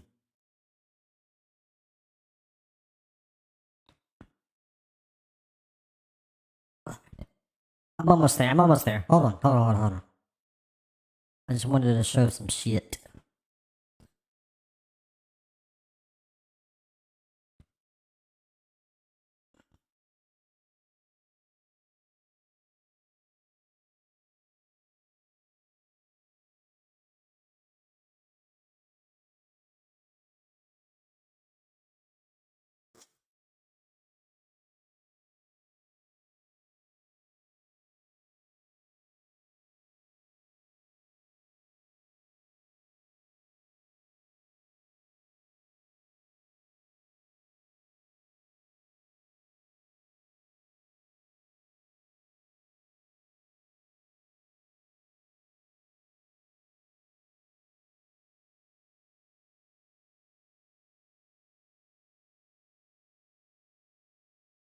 I promise I'm working on it, guys. I'm not just here fucking jerking it, alright? Fuck.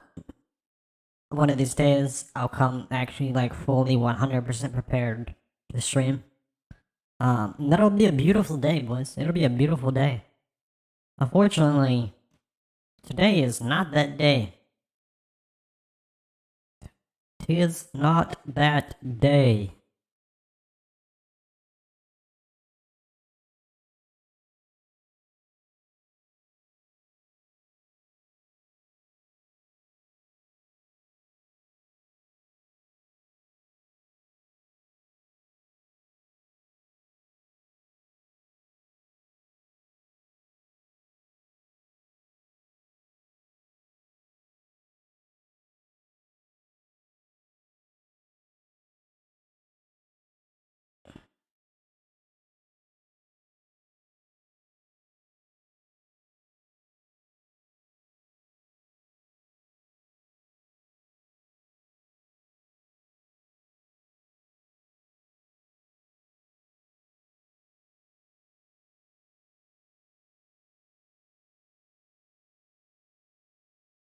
Okay, I'm having some technical difficulties.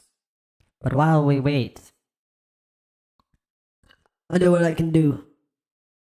Alright, hold on. We zoom down. I must shrink thine self once more.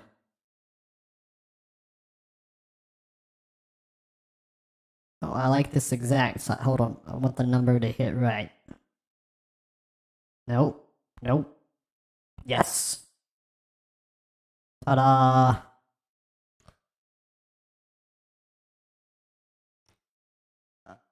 Did I get it? Did I get my position right too? I think so. Oh, no, then I fucked it up. Fuck.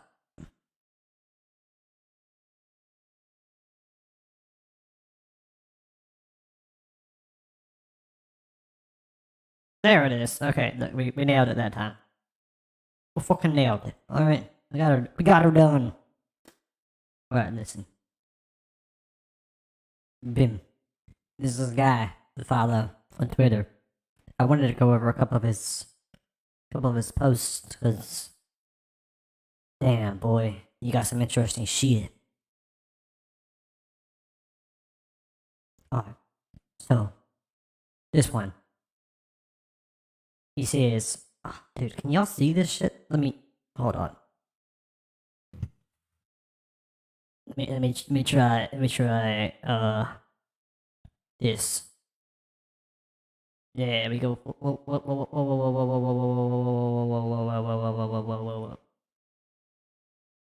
Y'all saw nothing. Okay, you saw nothing. I forgot I got show tabs.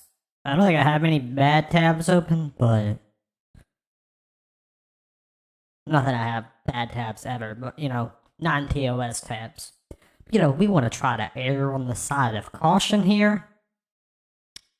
Also, there might be spoilers. There's a lot of Blender tabs open. Bluetooth videos about Blender stuff. Been on a Blender journey for years now, boys, and there just seems no end in sight. Anyway.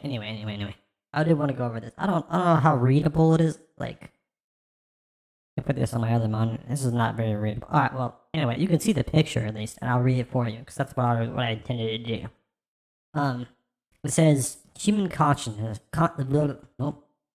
words. Words are hard, boys. Words are hard. Human consciousness has always been the magic that's needed for the sun and moon to rise, to sustain and preserve the cosmos, keep it safe. Mystical traditions, such as Sufism, say a few awakened people are needed to keep this physical world connected to reality. So there's a lot to unpack here, alright? This kind of gives the vibes of, the world revolves around humans, which, to an extent, is actually sort of true. It's not though that it revolves around humans, it revolves around actual consciousness, but I feel like that's a topic for another day. We won't dive too deep into that right now. But another thing it says is that here at the end, traditions say a few awakened people are needed to keep this physical world connected to reality.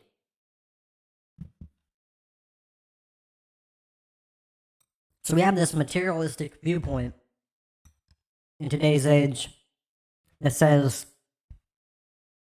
that the physical reality is reality, and everything else is an abstraction. Is an abstraction. It's not true. And the physical reality itself, at least as we perceive it through our human senses, is actually the abstraction. And consciousness is the root layer of reality.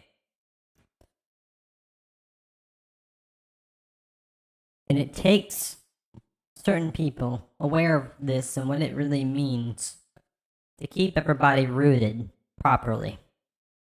Otherwise, we get lost in this unconscious materialism that plagues us so today. This is what causes a lot of the problems going on in the world right now, between the militaristic, the global tyrannical, the obfuscation of the meaning of words, the re-emergence of racism, the gender debate, all this kind of stuff comes from, as many would put it, the death of God. The lack of a tie to the real reality. And it is in a time where we're so disconnected that I think we need spiritually enlightened people more than ever. But yet, it's also in such a time that it's that much more dangerous to be a spiritually enlightened person. So I say all this to say one thing. If you run into somebody highly spiritual, or seems to be highly spiritual, please tolerate their existence. You don't have to agree. You don't have to accept. Just don't shout them down. That's about it. If they're spewing actual hate speech or, trying to incite violence, then yeah, call that out, obviously. But just because somebody references reality in a way that you find, well, to use the word from earlier today, surreal, for example, doesn't mean you should completely discount them, and it definitely doesn't mean they deserve to be shunned. The people like this need space, especially in our current age. So, try to give it to them. That's all I'm saying. Hello! What up, Mr. or Mrs. Evaluation? Rather than evaluation, evaluation. How's it going? Welcome to the stream.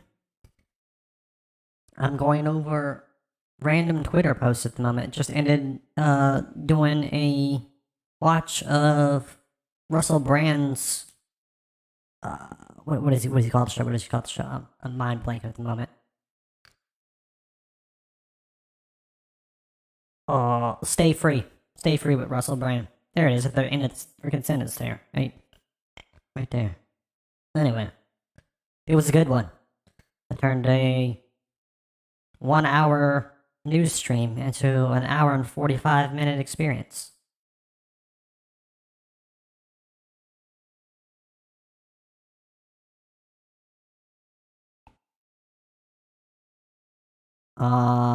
Maybe? I guess? Hold on.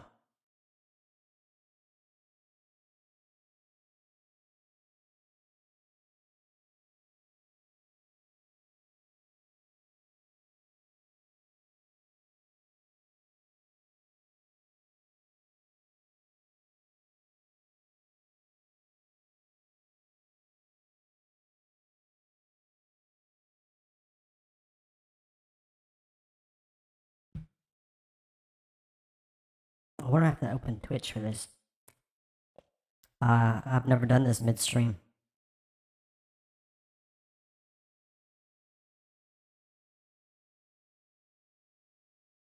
So I just gave him my own chat rules.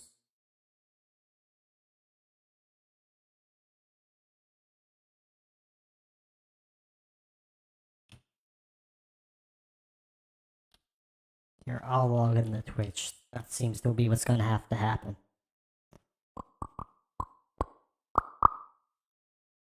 And I gotta go to my own channel. My own channel. Oh dear God, now I'm catching myself on the I gotta mute this. Okay,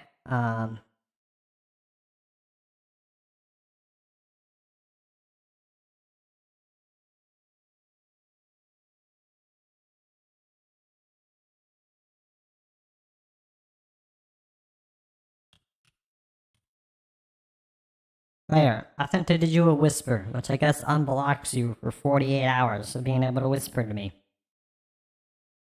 Please don't abuse it. But I welcome you to the stream, and I'm interested to see what it is you want to talk about.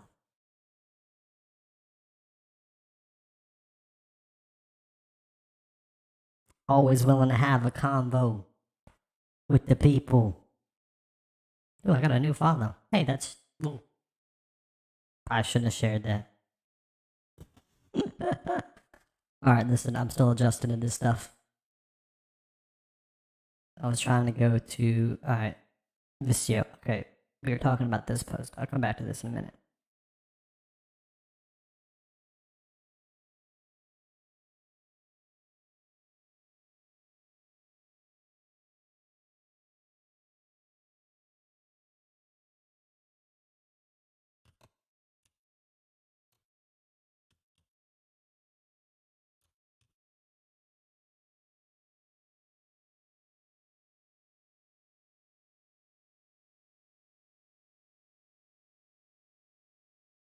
I'm gonna mute myself for 2 seconds. I got a little bit of food I'm gonna try to finish really fast. Scarf it down in like 20 seconds.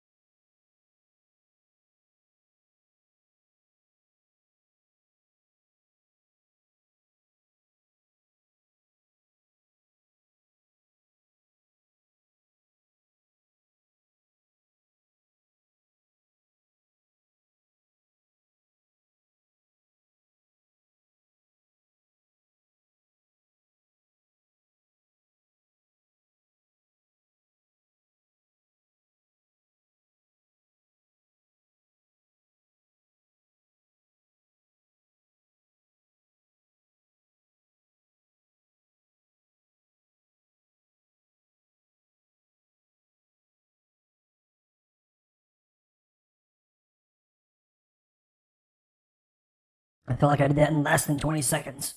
Ugh. Might have upset my stomach a little bit eating that so fast. God, I love food though. I'm a fat kid at heart, I'll tell you what. If it wasn't for my ADHD and forgetting to eat all the time, I would be fat. I would be quite a bit overweight, I think. God, I do love food once I do get to eat some. One of the best experiences of my day is having a good meal. Mm.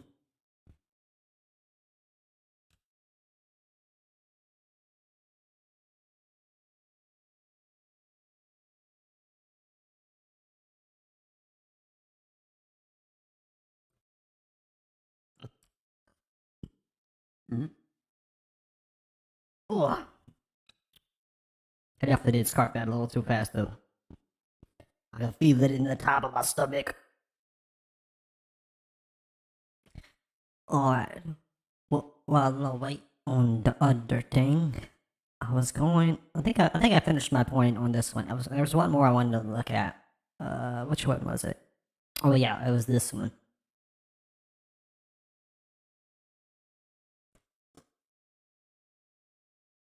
Do.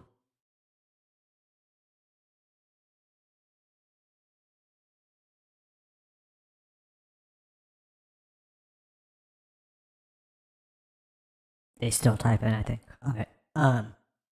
So this one says, "We are not of today or of yesterday. We are of an immense age." This is a quote by Carl Jung, and it's followed by another quote by Peter Kingsley. It says, "We are ancient, incredibly ancient. We hold the history of the stars in our pockets."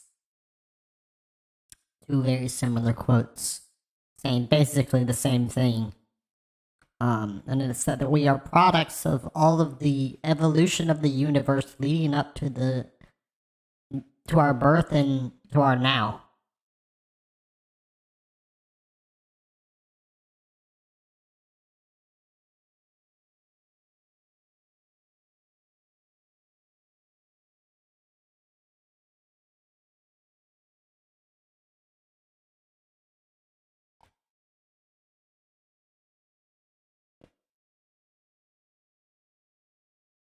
Oh, I gotta respond to this. Hold on.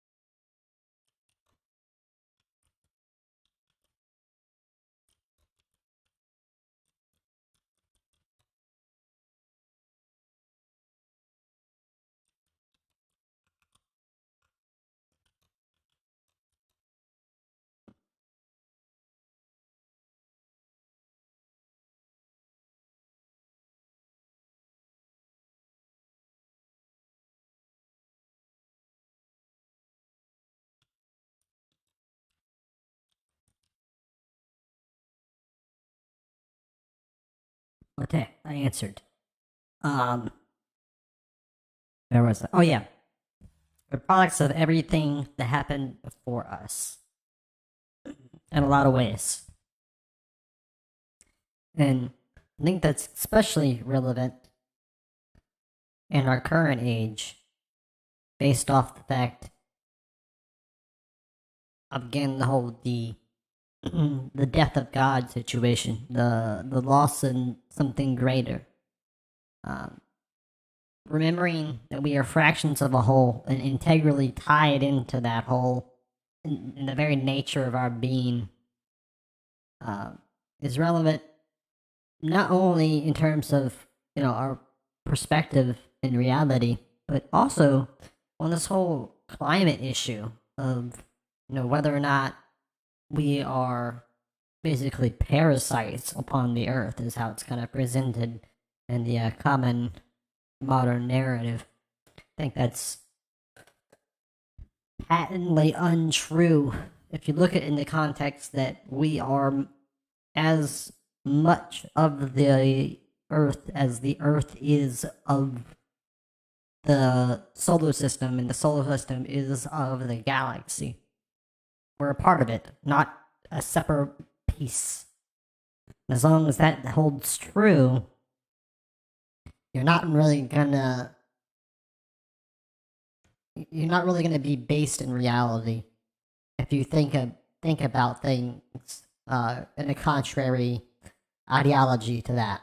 If you think about us as some foreign entity draining the earth, I think for most of human history we've had an obviously beneficial relationship with Earth, though Mother Nature has not always been kind to us. We haven't always been the perfect stewards ourselves. I think it's a give and take relationship.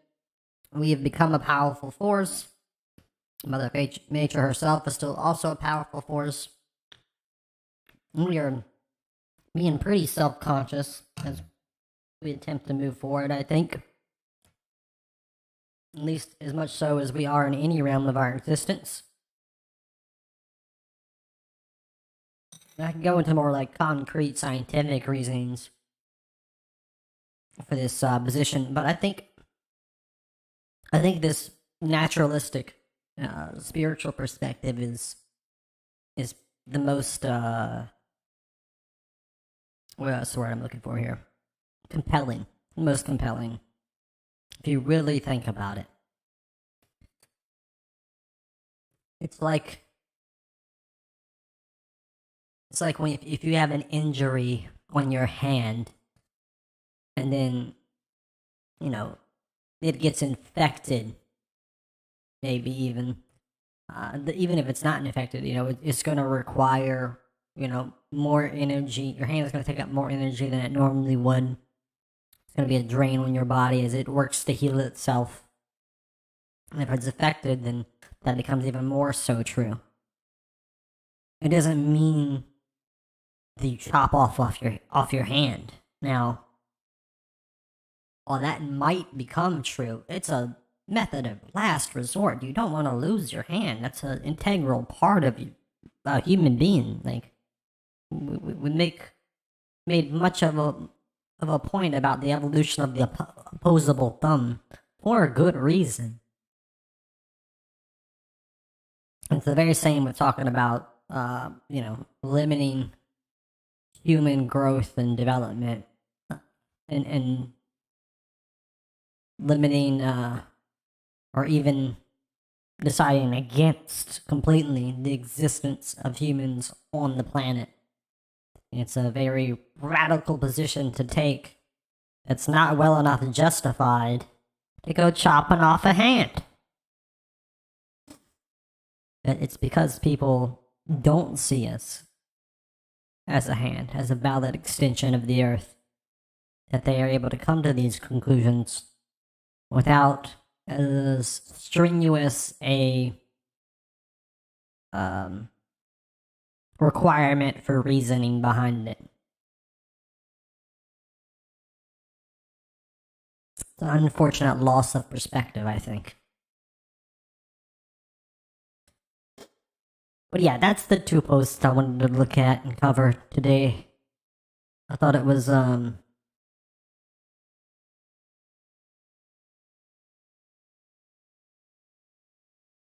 worth talking about. Kind of sort of tied into some of the stuff where we're going on today. I try to steer clear of the spiritual stuff to an extent, though I do embrace it a lot more on my Twitter during the stream. Just because it's a little particularized, and I try to keep my stuff, at least as much as I can, broadly relevant. But I wanted to kind of touch on this one, on these points today.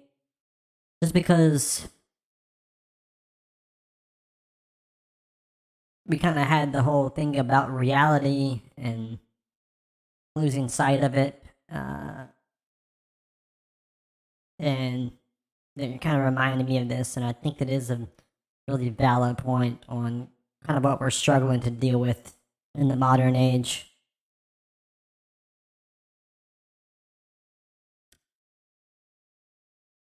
Fortunately, though, I think we're recovering rapidly from our unconscious materialistic mind state. In the last 10 years or so, we've been making big strides in that, I feel. I think the resurgence of older ideals, the continued progress of psychiatric field, the prevalence of Jordan Peterson, for example, and these really show us that we're trying to make a real move back towards this grounded viewpoint that has come through us through spiritual perspective historically. We're trying to make a more of a scientific approach to the same viewpoints now, because that's what you have to do to adapt it to the modern psyche. But nonetheless, still doing the same thing of getting us grounded to our roots. I think it's the direction that we are moving, and that's a good thing. And that progress has actually been really rapid in that regard compared to like the previous 100 years or so. Because I mean, we've actually been, trying to rebirth God in a sense. It's the common, narrative terminology for it. But yeah, since I guess like the late 1800s, early 1900s, and progress has been really slow, and actually the God's corpse has continued to fester. But now we're seeing rapid progress in that regard, like I said, in the last decade or so. I think that progress is not only going to continue, but it's going to continue at an exponential rate. I think we'll all be really surprised with like the year 2035 looks like, the year 2040 looks like, compared to what we think about it being today, as compared to what it will be. I think the awakening of human consciousness will drastically change our future.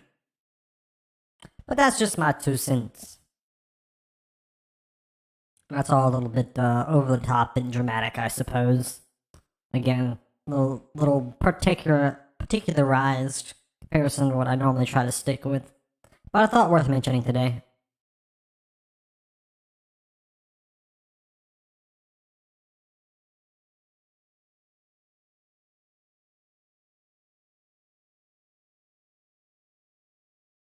I think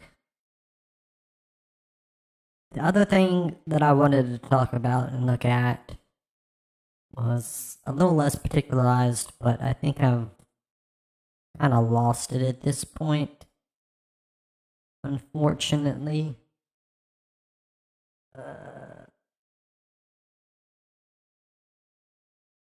Yeah, I don't know where I put that. So I think we'll just have to go ahead and call it a day here. That's a decent stream. I ran it for over 2 hours without any video gaming. Time flies when you're video gaming, but when you're just talking, I mean, not that it runs slow, but it takes more focus, it takes more direct intentionality, I guess. Burns me out a bit. Plus, like I said, I do have other shit to do today. Not quite as soon in my day as yesterday, but still, we're not too far from it. I could probably be here, I guess, another 30 minutes, but I don't really have enough content planned for that.